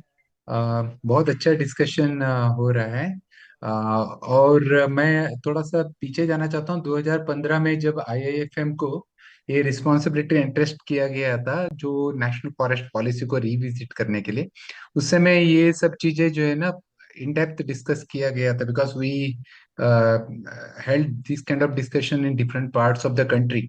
And both the serving officers, veterinary foresters, as well as these various stakeholders, so they discussed at large. And yes, certainly there was a common consensus regarding that how to improve the investment in the forestry, as well as improve the productivity of the forest and all this. So since I belongs to Karnataka Western Ghat, I would like to throw a few things, because since my childhood, I am from a Madguni, it's a village in Kumta Taluk.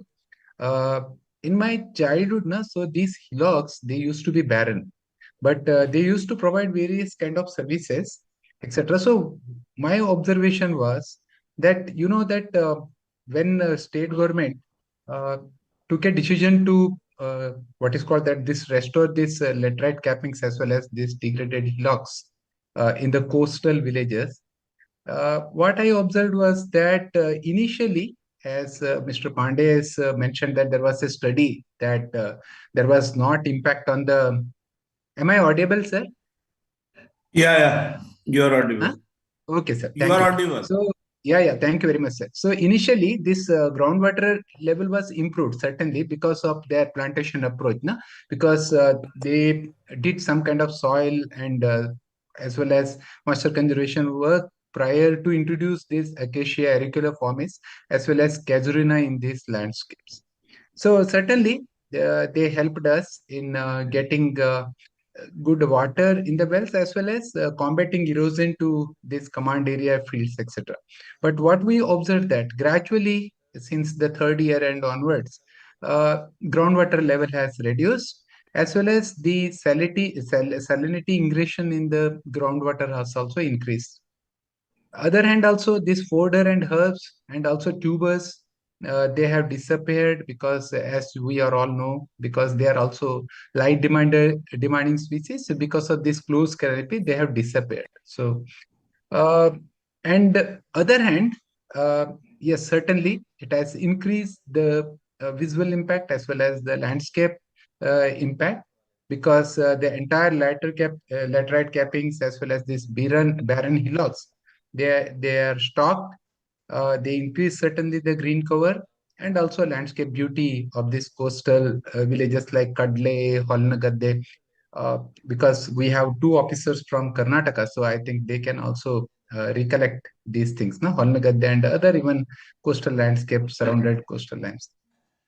Yes, with this benefits, but I would like to throw another this community initiative of restoring another degraded hillocks.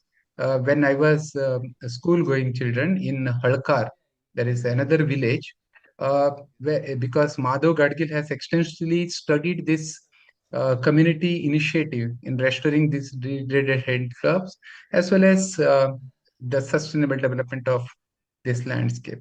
So they have gradually, eventually converted this degraded heathcliffs into the miscellaneous forests. And today they are getting all kinds of ecosystem services as well as various kind of produces from this forest area. So that is the two examples. I am not making any contradictory between the two approaches.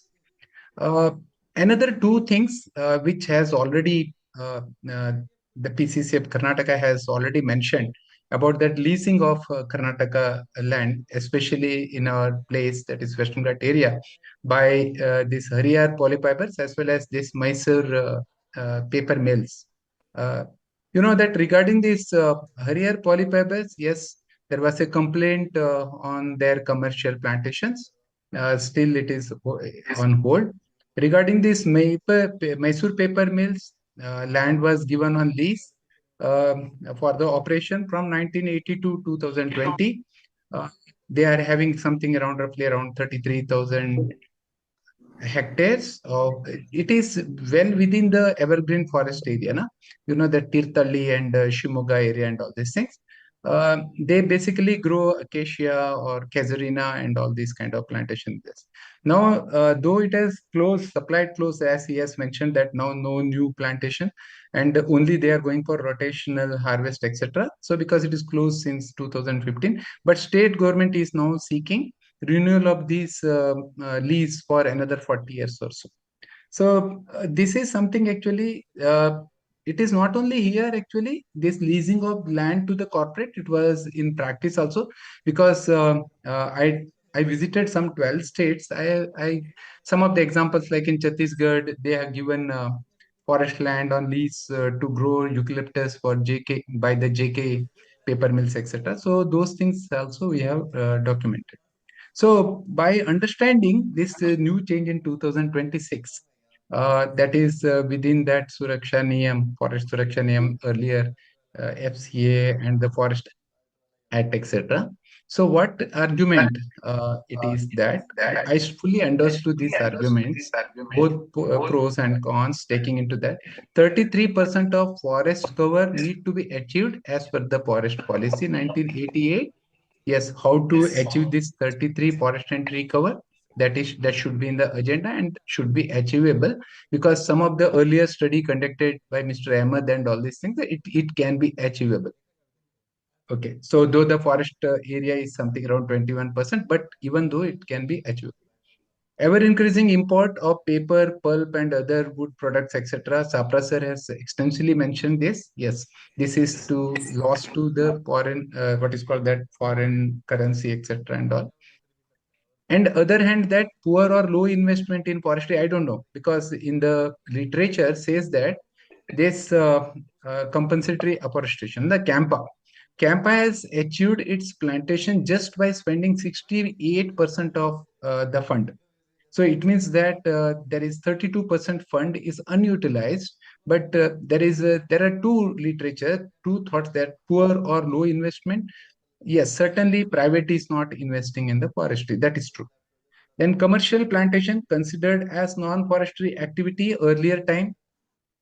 This is an issue because if all these commercial plantations, pulpwood plantation or any other plantation, as per the other earlier norms, that it is considered as non-forestry activity. As soon as you consider it as a non-forestry activities, then there is a what is called that NP net present value valuation, as well as fees for compulsory afforestation. So this is another kind of issue is emerging. Why private people should invest if this is the kind of cost they have to bear? Then improving the SDGs. Yes, certainly India is doing very poor or bad as the SDG target achievements are concerned.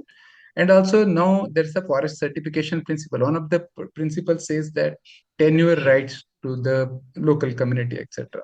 So it can be possible. These two can be possible if we strengthen the FRA and the community-led forest management, which we are in practice since 1996 or so, and also sustainable forest management. Biodiversity and environmental degradation impacts. Certainly, this is an issue to be considered, especially when we talk about ecosystem services, because these kind of activities, certainly they go for open forest or the degraded forest area, sometime may hamper the grassland and the herbaceous crops. They are very important ecosystem when we talk about the various ecosystem services. Monoculture for forest carbon, what is called carbon sequestration, as well as Professor Sir has already mentioned that green credit program. Yes, this is something actually. So may promote more monoculture plantation. FRA and local community and participation. This is another issues. The PCCF FC has already mentioned that. So this is how that sustainable development initiative can take care of what you can do with this local community to participate them or give their consent for this kind of thing, or panchayat endorsement. Ecological restoration versus commercial plantation. This is what actually the crux in entire that discussion when we that ecological restoration versus commercial plantation. Working plan prescription, it should not be overlooked. Versus revised approach in afforestation, because people are now talking about DPR and all these things. What would happen to those working plan prescription, which is of 10 years of implementation, which basically take all those sustainable forest management principles as well as all those variables together to arrive prescriptions, because it also involve various departments also. Then what is to be done? I just conclude with 2-3 points. What needs to be done if this to be implemented with this modified act and policy? Certainly, it comes to me some 5-6 points. One is that precise definition of forestry activity, because as I already mentioned, so all these commercial activities, plantation and all these things, though they raise trees and all these things, it is considered as non-forest activity. So if it is to be forest activity, I think then there should be a precise definition to taking that ecological restoration together, so that we can avoid NPA or CA, compensatory afforestation. Their working plan prescription, yes, it has to be further strengthened, because it needs to be considered the ecological restoration, at the same time the scope for commercial plantation. Then riparian area or zone and biodiversity conservation. This is very, very important. I strongly believe that it is much more important than do some kind of beneficial activity to the community. This needs to be strengthened instead of that, because for example, grassland ecosystem or herbaceous crop or the various, because we all understand how important, because I'm from Western Ghat, as I mentioned, these species are very important to harvest the moisture and also maintain the river wetness, etc. Because I am the background of forest hydrology, I strongly believe that it is very important. FRA and local community consultation, especially panchayat consultation, further strengthen before opening it. Then compensation of environment or biodiversity cost. So in the place of NPV and the CA fees, I think we have to strengthen, look into that, develop an MRV, to compensate this environmental and biodiversity cost because of that, including this so-called non-forestry activity into the forestry activities. Monitoring framework to ensure ecosystem services and local stakeholder benefits. So IIFM has developed a good framework of monitoring this ecosystem services or quantification of this ecosystem service. Thank you very much. I stop here. I welcome any kind of questions, if anything, on my Thank you, points. Dr. Omprakash. Now I will come to the other side. Basically, who has to take the benefit of this policy? Those who want raw material. So I will call Dr. Prashant, President, South Plywood Manufacturing Association. Dr. Prashant, please. So thank you all. And I was just going through everybody's opinion and all. So where do we start on this is we have committed for net zero emission by 2070 is one problem that we have to address. Second is we have a lot of shortage of timber currently and we are importing. Two things. One is our foreign exchange we lose. Second is the carbon footprint on that is very high. So we have to welcome the new amendment to the para 7.2 which has come now. I really welcome that in exempting two things, that is compensatory afforestation and net present value. So these two things have been skipped. So this is a real good thing for the industry. We really welcome that. But what I feel is that the industry from each state, the association should represent the respective PCCF and give a chart that the activity should be treated as forestry. One, it should be undertaken strictly under an approved working plan, which we already discussed. DPR should be submitted. Then, most important, the entire project will remain under the supervision of Forest Department. We are again calling this as we should not term as lease land. We should tell that we are implementing an assisted natural regeneration and sustainable plantation program. So this is what the real motive of the project is. This will definitely help the industry in achieving the current shortage of the raw material that we are facing, in achieving the net zero emission by 2070 and managing the degraded forest well. So I think every state has to meet the respective PCCF. And then before that, we should have an idea what are the local species there and how each state is going to present this in front of the PCCF and the government of India. Thank you. Well, now I will call Mr. Mujibur Rahman from Kerala. All Kerala Plywood Manufacturing Association, he is the president. So Mr. Mujibur Rahman, please. Is he with us? शायद नहीं है. नहीं है. So now I will call Moiz Wagh Saab. He is a very famous industrialist using media dubia for the face veneer, for the core veneer, and we would like to hear him how he can take the benefit of this new policy. Moiz Saab, Director Hon'ble Plywood Works, बहुत नाम सुना है इनका, and we will hear him today what he wants to say. He is with us. Moiz Saab, are you with us? वो भी अभी नहीं है. नहीं है. Now I will call Mr. Vishnu Prasad, Director Krishna Plywood, Tamil Nadu. Vishnu ji तो हमारे साथ हैं. He is with us. Dr. Vishnu Prasad. Sir unmute कर लें.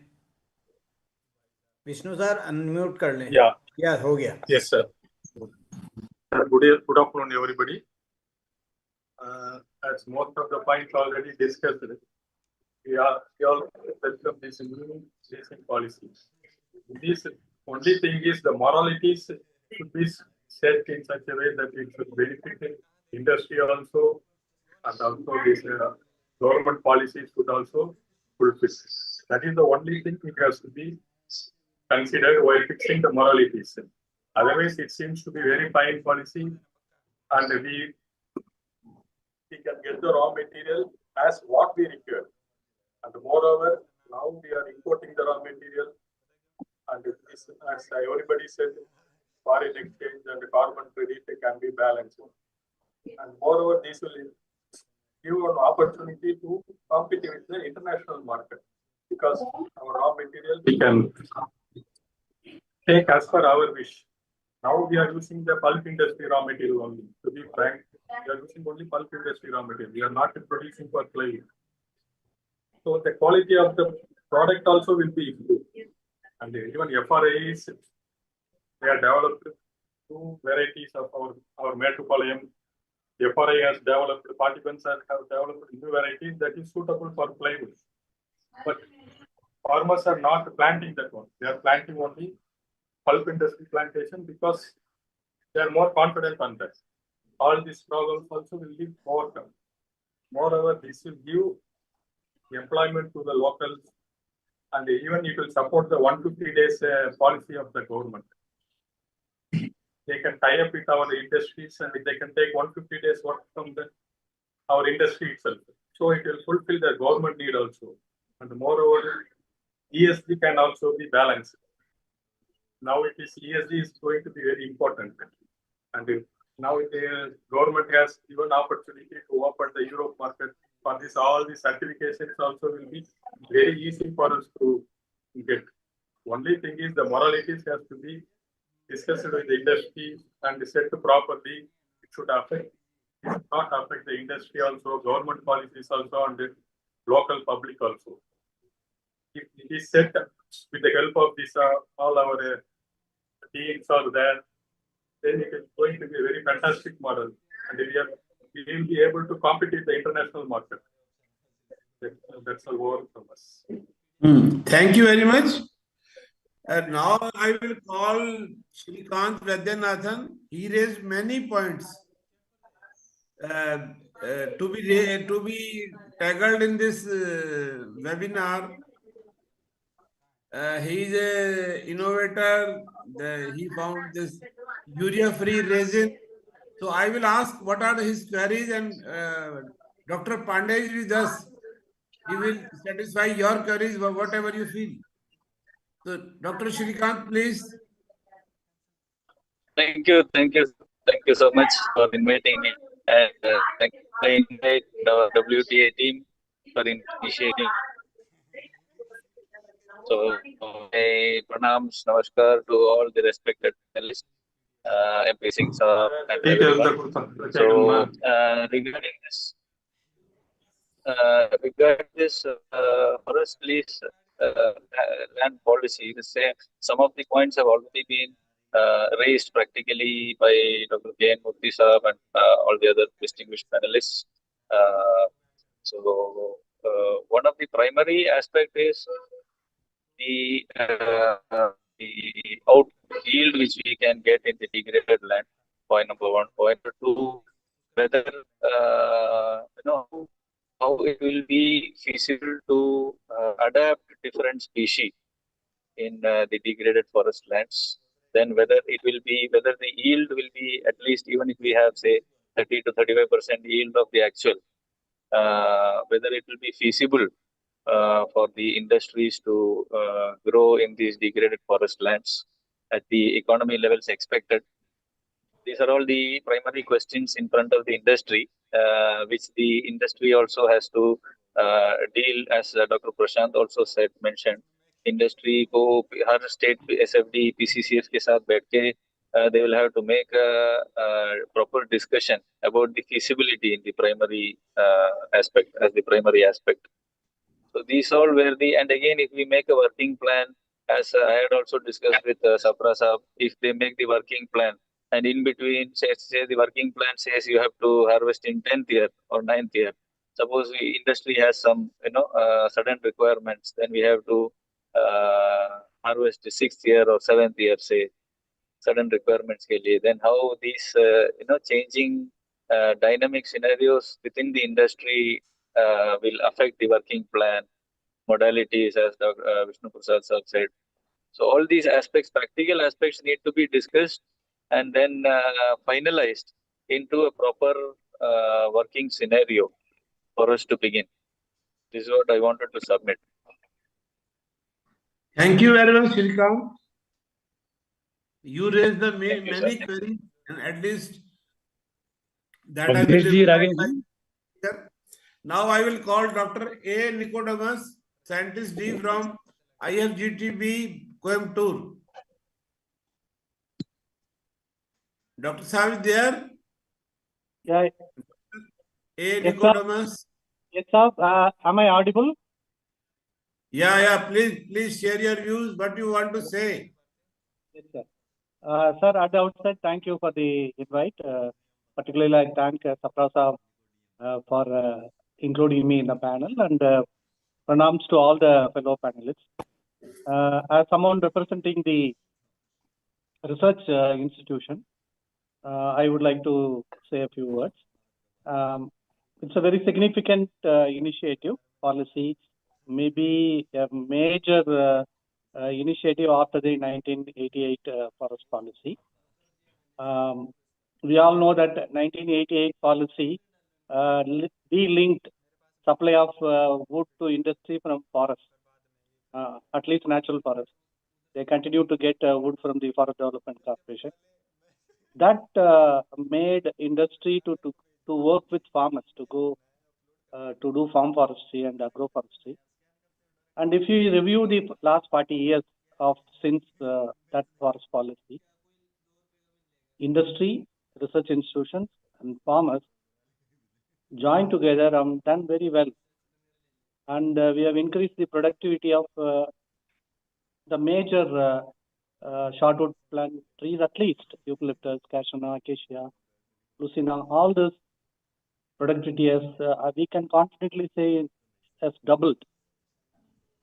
That means we are realizing the potential of the species, the crop, and realizing the potential of the land.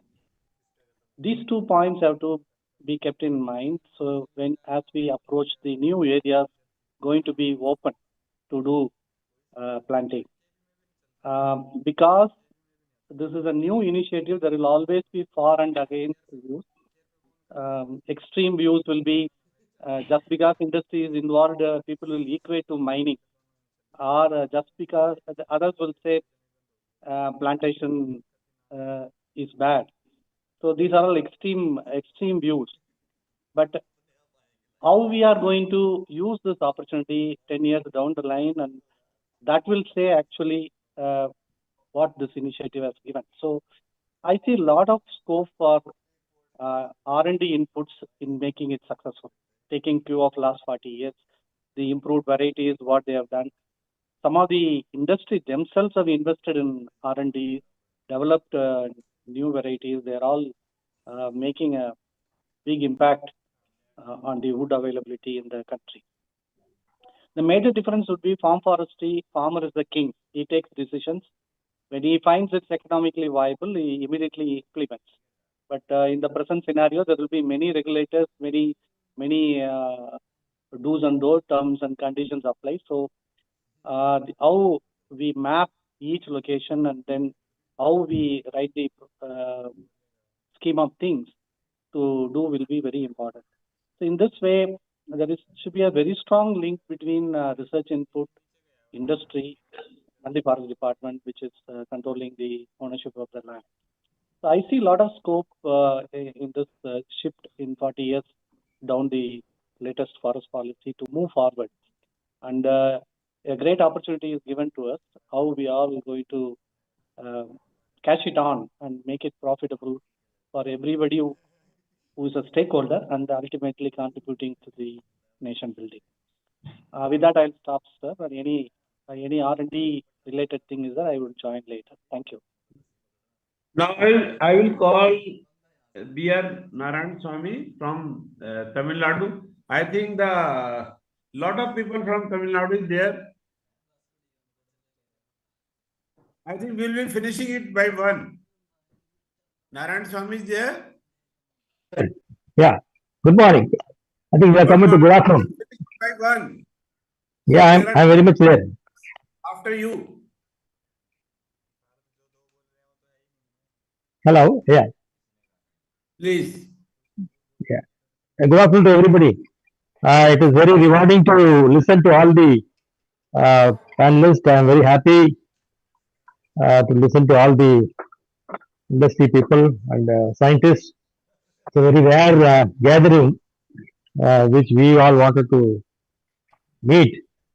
After the days of Corona, we lost the direct meetings. So we are here to eagerly look forward. The forest department, researchers, and of course industry. As a farmer, I feel I want to quote here the context of degraded land being leased out. I just want to roll out the statistics about Coimbatore. Say Coimbatore, about 260,000 acres are being then one cultivation, one or two cultivation. That is the statistics about the Coimbatore, and about nearly 99 hectares of land is degraded. Different types of degradation like fallow lands, semi-fallow lands like that. There's no agriculture has been done for nearly 99 hectares in Coimbatore. And also, But it's we are talking industry. of the forest land. Yeah, of course. It is a land being owned by government partially and also by industry. I mean, private tata lands also. I agree. I'm just deviating because it's a potential. We should available. focus on forest land. Yeah, How to share the produce. I'm aware, but what I'm telling about the demand supply factor, which Dr. Parthiban was telling. In that context, I wanted to just to say a few things and then come into a subject. See, the farmers will like to always want to use their land for profit as an agroforestry model. But however, due to this land availability for industrial wood or paper wood is also shrinking. As per the statistics given by the government of Tamilnadu, 25% of the agriculture is only now in the Tamilnadu. Only 25% agriculture is there. So slowly the degrading the land need to be problem need to be understood, especially the forest land should be given to the private sector or the like in the model of farmers involvement, the community involvement, and the research institutions involvement need to be focused, so that there is a product that there is a economic development will take place by supplying to the very rare raw material which is being imported in a large quantity. So that way I welcome these discussions and should end up in creating a proper environment for all the stakeholders to benefit from this. This is my submission. Jolly Saab, I think we should call the last speaker and finish it by 1 because I have to leave by 1 p.m. Thank you, sir. Is anyone left? Awadhesh जी को दीजिए 1 minute. Awadhesh जी को. Avdesh Yadav, you are the last one, my dear. Hello. I have urgent work at 1 p.m. I have to leave. Hello. Avdesh Yadav. Ji sir. All respected senior panelist को मेरा नमस्कार. जैसा कि आज new forest land lease policy मुख्य रूप से degraded one भूमि पर कोलैबोरेटिव प्लांटेशन मॉडल को बढ़ावा देती है, जहां स्वामित्व वन विभाग के पास रहता है. साउथ इंडिया में यह नीति निजी क्षेत्र के साथ मिलकर औद्योगिक वृक्षारोपण और पारिस्थितिक बहाली को गति दे रहा है. यह नीति लीजिंग के बजाय कोलैबोरेशन पर आधारित है, जहां कंपनियां या निजी समूह वन विभाग की देखरेख में खराब हो चुकी वन भूमि पर पौधारोपण करते हैं. इस नीति का लक्ष्य क्षतिपूर्ति वनीकरण में तेजी लाना, औद्योगिक कच्चे माल की आपूर्ति बढ़ाना और वन पारिस्थितिकी तंत्र को बहाल करना है. भारत के पर्यावरण मंत्रालय ने वन संरक्षण नियमों में संशोधन किया है, जिसके तहत निजी वृक्षारोपण को प्रमुख पर्यावरण शुल्क का भुगतान किए बिना वन क्षेत्रों में लगाने की अनुमति दी गई है। इस बदलाव से नेट प्रेजेंट वैल्यू भुगतान और क्षतिपूर्ति वन रोपण की आवश्यकता समाप्त हो जाती है। पूर्व वन अधिकारियों और आदिवासी अधिकारी समूहों ने चेतावनी दी है कि इस कदम से सुरक्षा उपाय कमजोर हो सकते हैं और वनों पर निर्भर समुदाय पर असर पड़ सकता है। केंद्र सरकार ने वन संरक्षण नियमों में संशोधन करके निजी संस्थाओं को लंबे समय से चले आ रहे पर्यावरण शुल्क का भुगतान किए बिना वन क्षेत्रों को व्यावसायिक वृक्षारोपण करने की अनुमति दे दी है। इस कदम से पूर्व वन अधिकारियों, पर्यावरणविदों और आदिवासी समूहों के बीच चिंताएं बढ़ गई हैं। केंद्रीय पर्यावरण, वन एवं जलवायु परिवर्तन मंत्रालय द्वारा अधिसूचित इस परिवर्तन के अनुसार सरकारी या गैर सरकारी संस्थाओं द्वारा किए जाने वाले सहायता प्राप्त प्राकृतिक पुनर्जनन, वन रोपण और वृक्षारोपण को वानिकी गतिविधियों के रूप में माना जाएगा। इसके परिणाम स्वरूप ऐसी परियोजनाओं के लिए अब शुद्ध वर्तमान मूल्य का भुगतान और क्षतिपूर्ति वन रोपण भूखंडों का निर्माण आवश्यक नहीं होगा। एनवीपी एक मुक्त शुल्क है जो वन भूमि का उपयोग करने वाले उपयोगकर्ताओं पर लगाया जाता है। यह शुल्क स्वच्छ वायु, जल और जैविक विविधता जैसे पारिस्थितिक तंत्रों के संसाधनों और सेवाओं के मूल्य की वैज्ञानिक गणना पर आधारित होता है। इस मूल्य की भरपाई कृत्रिम प्रजनन, संरक्षण और कीटों एवं रोगों की रोकथाम जैसे गतिविधियों के माध्यम से की जाती है। ऐसे पर्यावरण को वानिकी गतिविधि माना जाएगा। यह संशोधन वन संरक्षक अधिनियम 2023 के अंतर्गत किया गया है, जिसे पूर्व में वन संरक्षण अधिनियम के नाम से जाना जाता है। यह संशोधन 29 नवंबर 2023 को अधिसूचित समेकित दिशा निर्देशों में परिवर्तन करके माध्यम से किया है। संशोधन प्रस्ताव को मंत्रालय द्वारा 2 जनवरी 2026 को अनुमोदित किया गया था। संशोधित नियमों के तहत राज्य सरकारों की सहमति से अनुमोदित कार्य या प्रबंधन योजनाओं के अनुरूप और राज्य वन विभागों की देखरेख में किए गए वृक्षारोपण को वानिकी गतिविधि माना जाएगा। परिणाम स्वरूप दिशा निर्देश में कहा गया है कि क्षतिपूर्ति, वनीकरण और एनवीपी भुगतान की आवश्यकताएं लागू नहीं होंगी। इस संशोधन के तहत राज्य सरकारों को ऐसा वृक्षारोपण के लिए रूपरेखा तैयार और राजस्व साझाकरण व्यवस्थाओं को मामले के आधार पर निर्णय लेने का विवेक भी दिया गया है। एक अन्य खंड और निर्दिष्ट किया गया है कि वन रोपण या वृक्षारोपण परियोजनाओं को राज्यों या केंद्र शासित प्रदेशों द्वारा कार्य योजना के प्रावधानों के अनुरूप विस्तृत परियोजना रिपोर्ट के माध्यम से अनुमति प्रदान करनी होगी और सक्षम प्राधिकारी द्वारा अनुमोदित होना होगा। डीपीआर में शामिल क्षेत्र, प्रस्तावित प्रजातियां, वृक्षारोपण गतिविधियों और सतत कटाई स्तर जैसे विवरणों का उल्लेख होना चाहिए। संशोधन में कहा गया है राज्य केंद्र शासित प्रदेशों द्वारा वृक्षारोपण पौधारोपण की अनुमति कार्य योजना के प्रावधानों के अनुरूप तैयार की जाने वाली और सक्षम प्राधिकारी द्वारा अनुमोदित डीपीआर के अनुसार दी जानी चाहिए, जिसमें क्षेत्रफल वृक्षारोपण के लिए प्रस्तावित मैं रिक्वेस्ट करूंगा आपसे कि मैं क्या इसको यही रोका जाए। हमारे पास अभी लास्ट रिक्वेस्ट गोयल साहब की आई है। ही वांट्स से few things and then we will close it because I have to go. So Goel Saab, please. Thank you, Sapra ji. I've heard all the panelists and all are in favor of this policy. So do I. But there are some words of caution which have come actually from Mr. this Omprakash also. See, this implementation is the key to this policy. Implementation is very important, and when the workers work in the field, what is most important? How they do it. Supervision. So whether it's a leased land given to government corporations, given to private persons, silviculture operations will be almost same. How those are implemented, that is very important. So, and I will not fully agree with the sweeping statement of Mr. Suneel Pandey that there won't be any restriction to biodiversity, or our areas given to forest corporations are having more than 90% of forest cover. This may not be correct.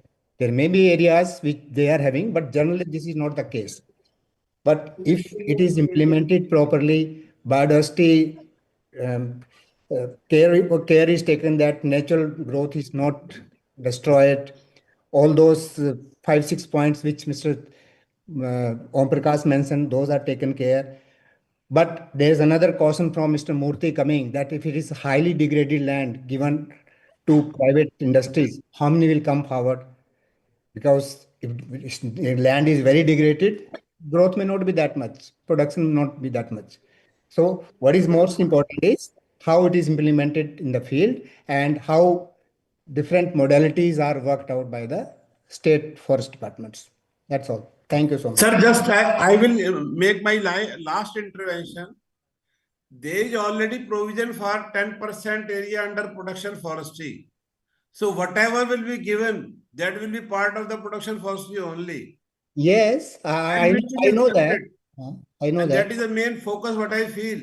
And area will be selected only when both parties agree what I feel. And when you go for production forestry, naturally biodiversity takes a backseat. Because 90% is meant for biodiversity only. So see, if that area is highly degraded, I don't know how many private parties will come. Yeah, definitely. Exactly, sir. That was my question also. Yes, if it is not degraded, it means some biodiversity exists there. Actually, sir, degraded area will be not under the plantation working circle. That will be under the rehabilitation working circle. So here we are talking only of the area under the plantation working circle.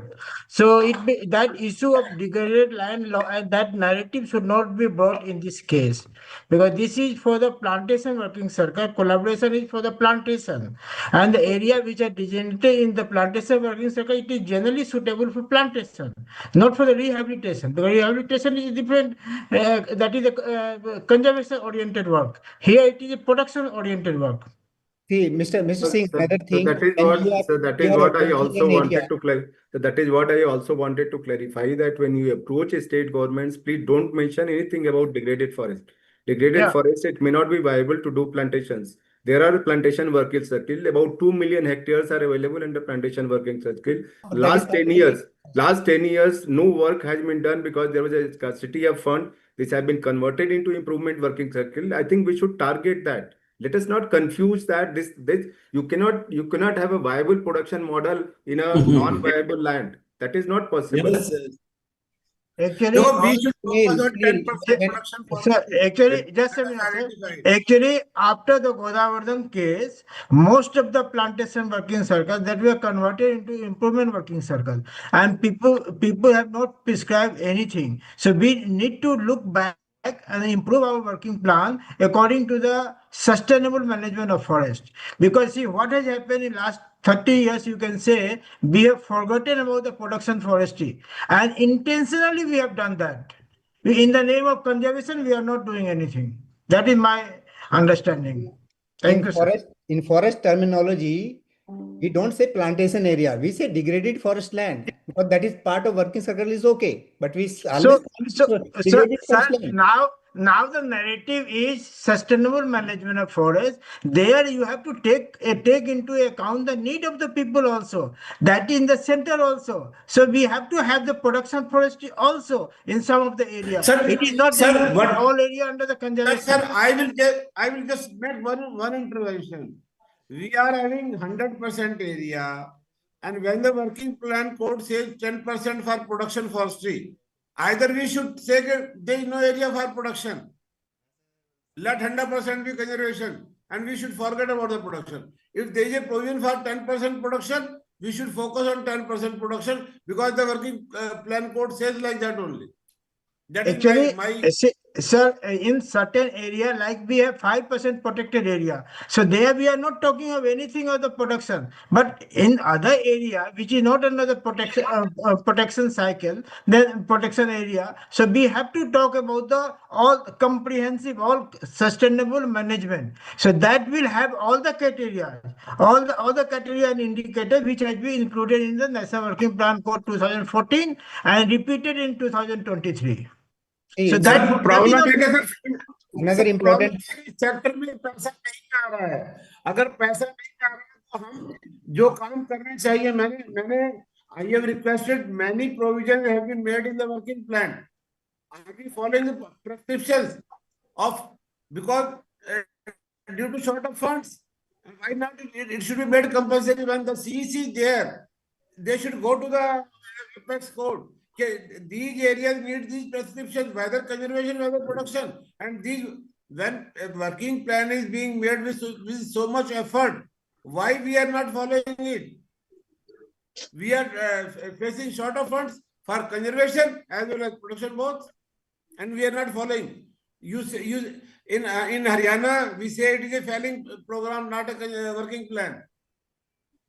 Only you fell the area, whether you do the prescriptions or not. I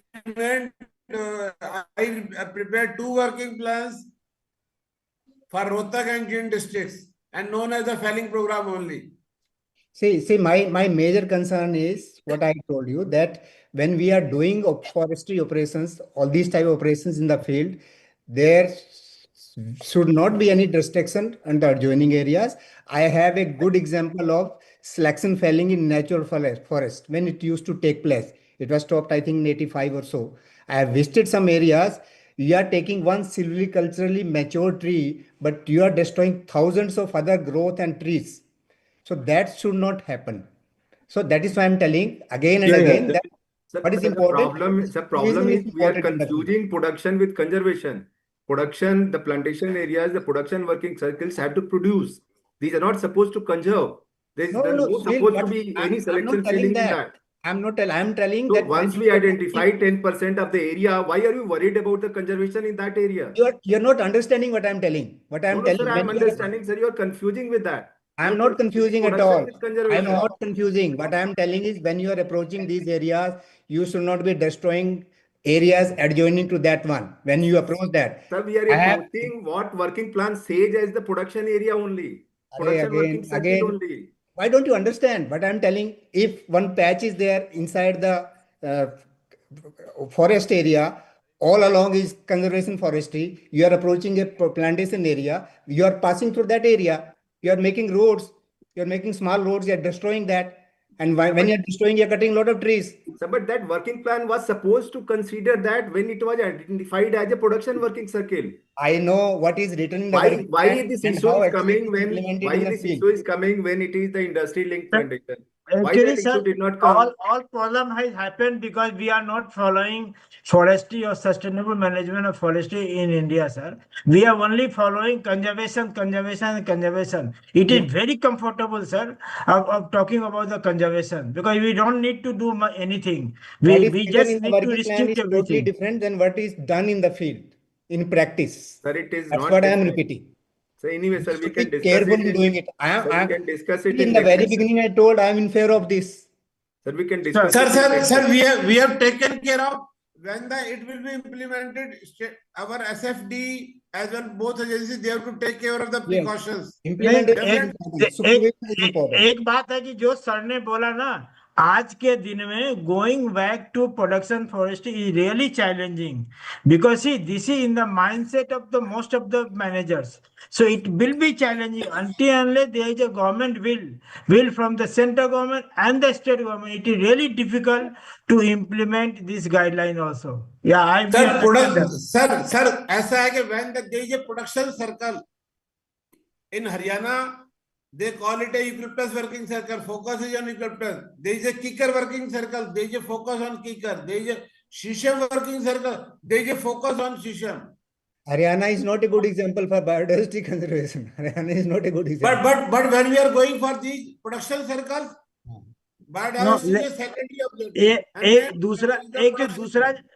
दूसरा जो challenge है, other challenge what Kerala has face, like Kerala ने eco restoration का एक programme बनाया. They have started uprooting eucalyptus from the forest, and that is good also, sir. There is nothing bad. if you are bringing back the natural species, there is nothing bad about. No, sir. No, challenge is there because they are looking for other indigenous species which they are not able to find. Because the other not much work has been done on the other indigenous species, especially with the production, with regard to the productivity enhancement. So that will be the another challenge. If the state government insists that you have to have the indigenous species only in the plantation, then we are really facing that challenge. Where the research organization has to come in. Never, when they are going for eco restoration, productivity has taken a back seat. They are not bothered for productivity. What did it produce? Whether it is marketable, they are not bothered for it. It is a eco restoration means bringing back the natural. But for productivity, sir, species is a consideration of most of the states. Okay, not only Karnataka, even in the Kerala also that is there. So we need to have the productivity program, enhancement program for native species also, because that now the whole 30 years we have been talking only of the conservation, environment and other things. So coming back to the productivity, production forestry is really difficult, sir. नहीं, मैं गोयल साहब जानना चाहूंगा क्या eco restoration में productivity consideration है आपका, या स्पीशीज को वापस लाना आपका कंसीडरेशन है?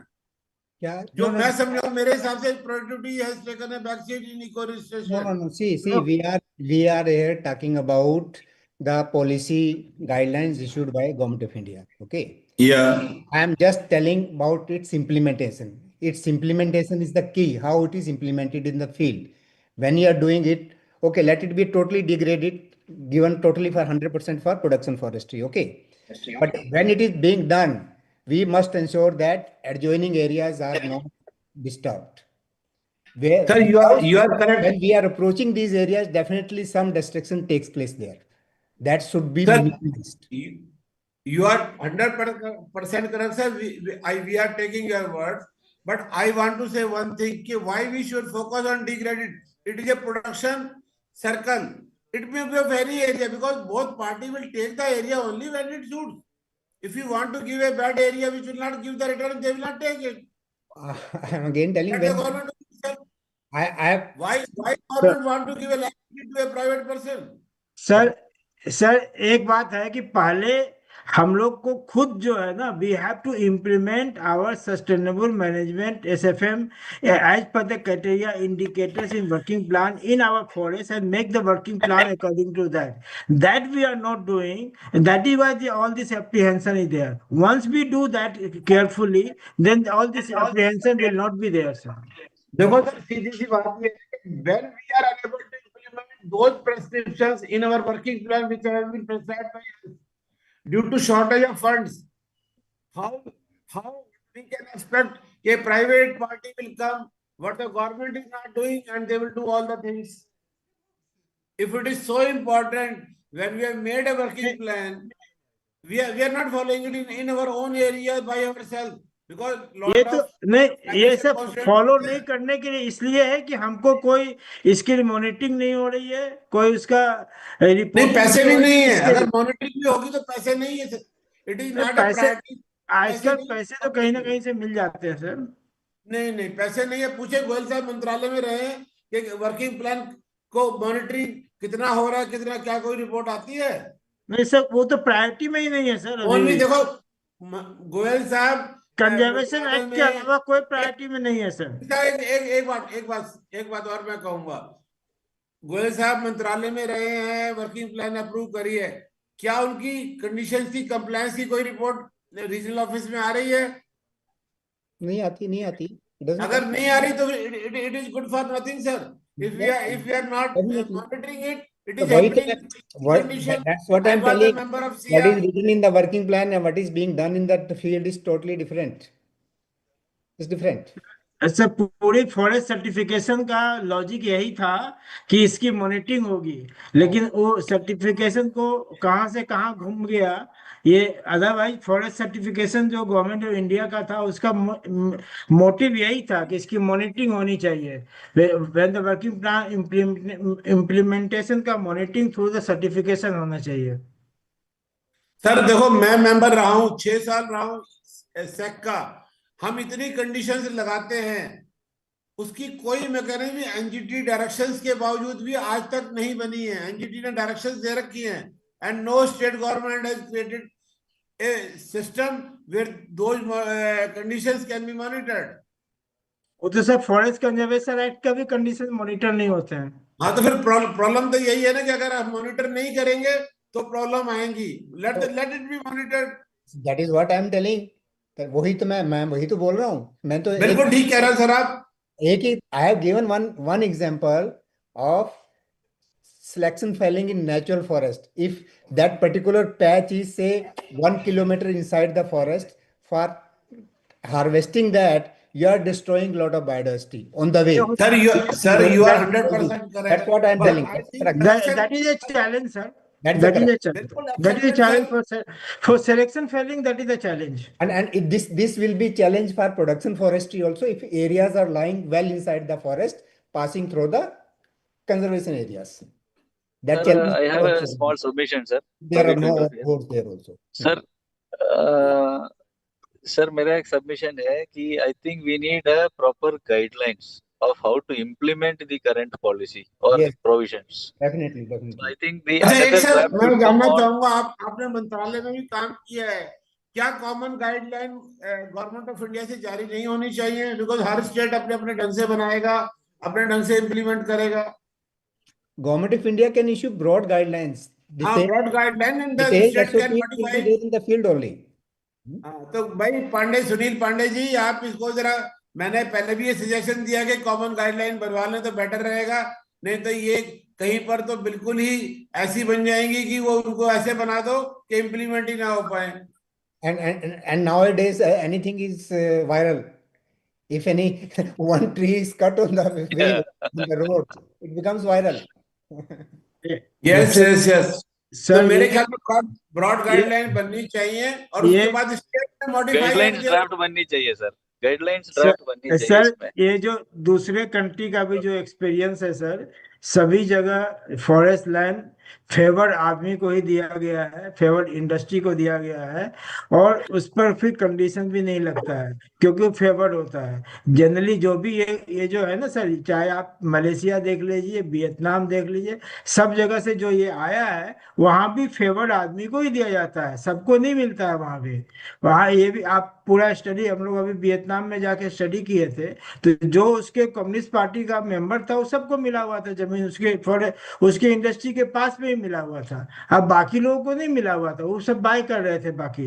तो ये थोड़ा इतना आसान नहीं है सर, पॉलिसी एक बन गया है। This is enabling provision and benefit किसको जाएगा भगवान जाने। Thank you sir. I was just delivering my lecture at IGNFA और पूरा डिस्कशन हुआ, all were very knowledgeable persons of 30 years।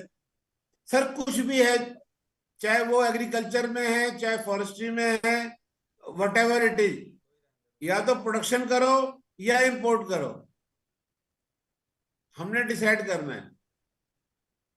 तो सर अभी तो हमने एग्रो फॉरेस्ट्री का पोटेंशियल भी नहीं यूटिलाइज किया है सर, वहां भी पोटेंशियल बहुत था अभी तो।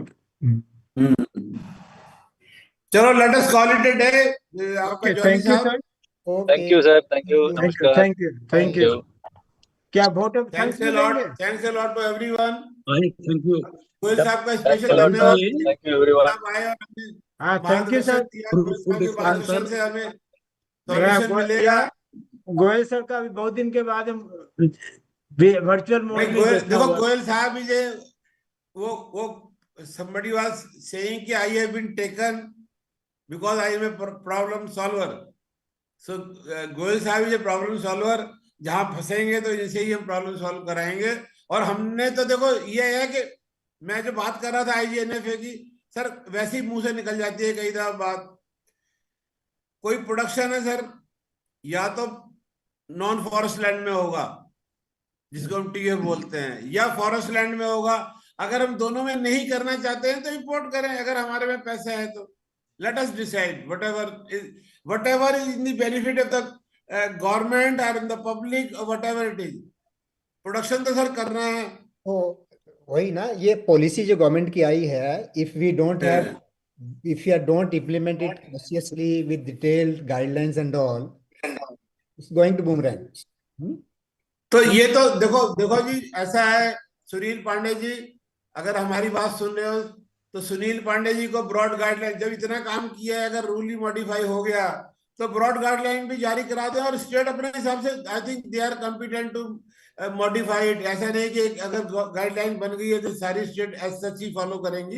It is in the concurrent list, वो सुटेबली मॉडिफाई करेंगे, क्योंकि हर स्टेट की अपनी कंडीशंस हैं। वी कैन नॉट से कि जो एक फरमान जारी हो गया वो पूरे हिंदुस्तान में सभी स्टेट लागू कर पाएंगी। एक्चुअल में सर ये मुझे लगता है अदर वे राउंड होगा सर। ये पहले स्टेट में, ये कुछ स्टेट में ये बनेगा गाइडलाइन, फिर 2-3 स्टेट बनेगा, तब government of India guideline issue करेगी। भाई सिंह साहब देखो ऐसा है, गवर्नमेंट इंडिया एक तो आप पहले कभी नहीं करेगी सर, मैं बता रहा हूँ आपको, गवर्नमेंट इंडिया कभी नहीं करेगी। आप हमसे लिखवा लीजिए, भाई जब देखो तक एक ऐसा तो है, स्टेट में आगे नहीं बढ़ेगा तब तक वर्किंग को गवर्नमेंट दो इंडिया लोग नहीं जानते हैं, करेगी। हमने तो काम, या तो गोयल साहब जानते हैं या आप जानते हो। Actually, भाई आप दोनों को इकट्ठा 1988 में जब मैं HNL का एग्जांपल दे रहा हूँ, हिंदुस्तान न्यूज प्रिंट का, that was a government company. There also our staff, they lost some 50 complaints against them. They have destroyed this, they have destroyed that. So same thing is going to happen here also. And now that was 40 years back, and now everything sir is अब भी very alert. आज की date में भी majority forest officer इस policy के change के against हैं। हाँ, वो एक्टिविस्ट बहुत है ना जो अगेंस्ट हैं। सो नहीं, एक्टिविस्ट तो जो है सर, मैं फॉरेस्ट ऑफिसर की बात कर रहा हूँ। IFS officer, those who are managing, more than 50% are against this policy change. अभी तक कोई PCCF नहीं मिला सर जो इसको फेवर कर रहा है। हाँ, PCCF क्या नीचे वाला भी नहीं करता?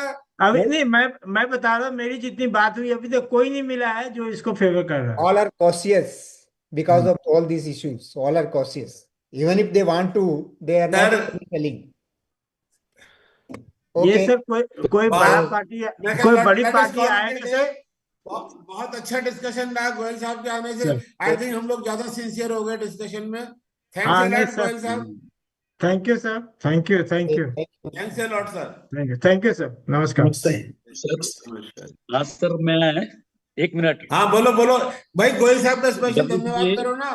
अरे नहीं मेरे धन्यवाद। प्लाइंसाइट की ओर से डॉक्टर MP सिंह सर को हमेशा बहुत बहुत धन्यवाद, जो हमेशा ही इस मंच की शोभा बढ़ाने के साथ साथ गाइड भी करते रहते हैं। धन्यवाद श्री सप्रा सर को, जिन्होंने मंच को बहुत अच्छी तरह से ठीक दिशा में ले जाते हैं। धन्यवाद श्री सुनील पांडे सर को, और बहुत बहुत धन्यवाद श्री AK गोयल सर को, डॉक्टर V इरोलैंडी सर को, डॉक्टर KN मूर्ति सर को, धन्यवाद श्री महेश सर को, प्रोफेसर KT प्रतिभान सर को, डॉक्टर ओम प्रकाश सर को, B नारायण स्वामी जी को, डॉक्टर A निकुलस जी को, डॉक्टर प्रशांत को, विष्णु सर को, डॉक्टर वैद्यनाथन, अवधेश यादव जी और सुरेश भैती जी, और बहुत बहुत धन्यवाद AK एप्पल प्लाई, जिनकी सपोर्ट से ही हुआ। बहुत बहुत धन्यवाद। आज बहुत फ्रूटफुल डिस्कशन रहा। बिल्कुल बिल्कुल। Today thank you, I think this seminar is the better one than the previous one. Thank you sir. Sir आप साउथ, आपका कैडर है, मंत्रालय में काम किया, आपसे ज्यादा तजुर्बेकार कौन मिलेगा? तो आज अच्छा जो रहा है वो आपका योगदान रहा है उसके अंदर। बाकी लोग तो बाकी all old players. Okay, thank you sir, thanks a lot. Thank you sir, thank you sir, thank you, नमस्कार। नमस्कार सर, सप्रा सर को नमस्कार सर, थैंक यू। अरे यार तुमने फंसा दिया, हमारे गले में घंटी भिजवा दी। अच्छा किया सर, आप इतना अच्छा आपने मॉडरेट किया। 3-4 साल ये काम किया है, अब रिटायरमेंट के बाद मुझे कहते करो। नहीं, थैंक यू सर, बहुत अच्छा सर। आप तो सर यंग है सर।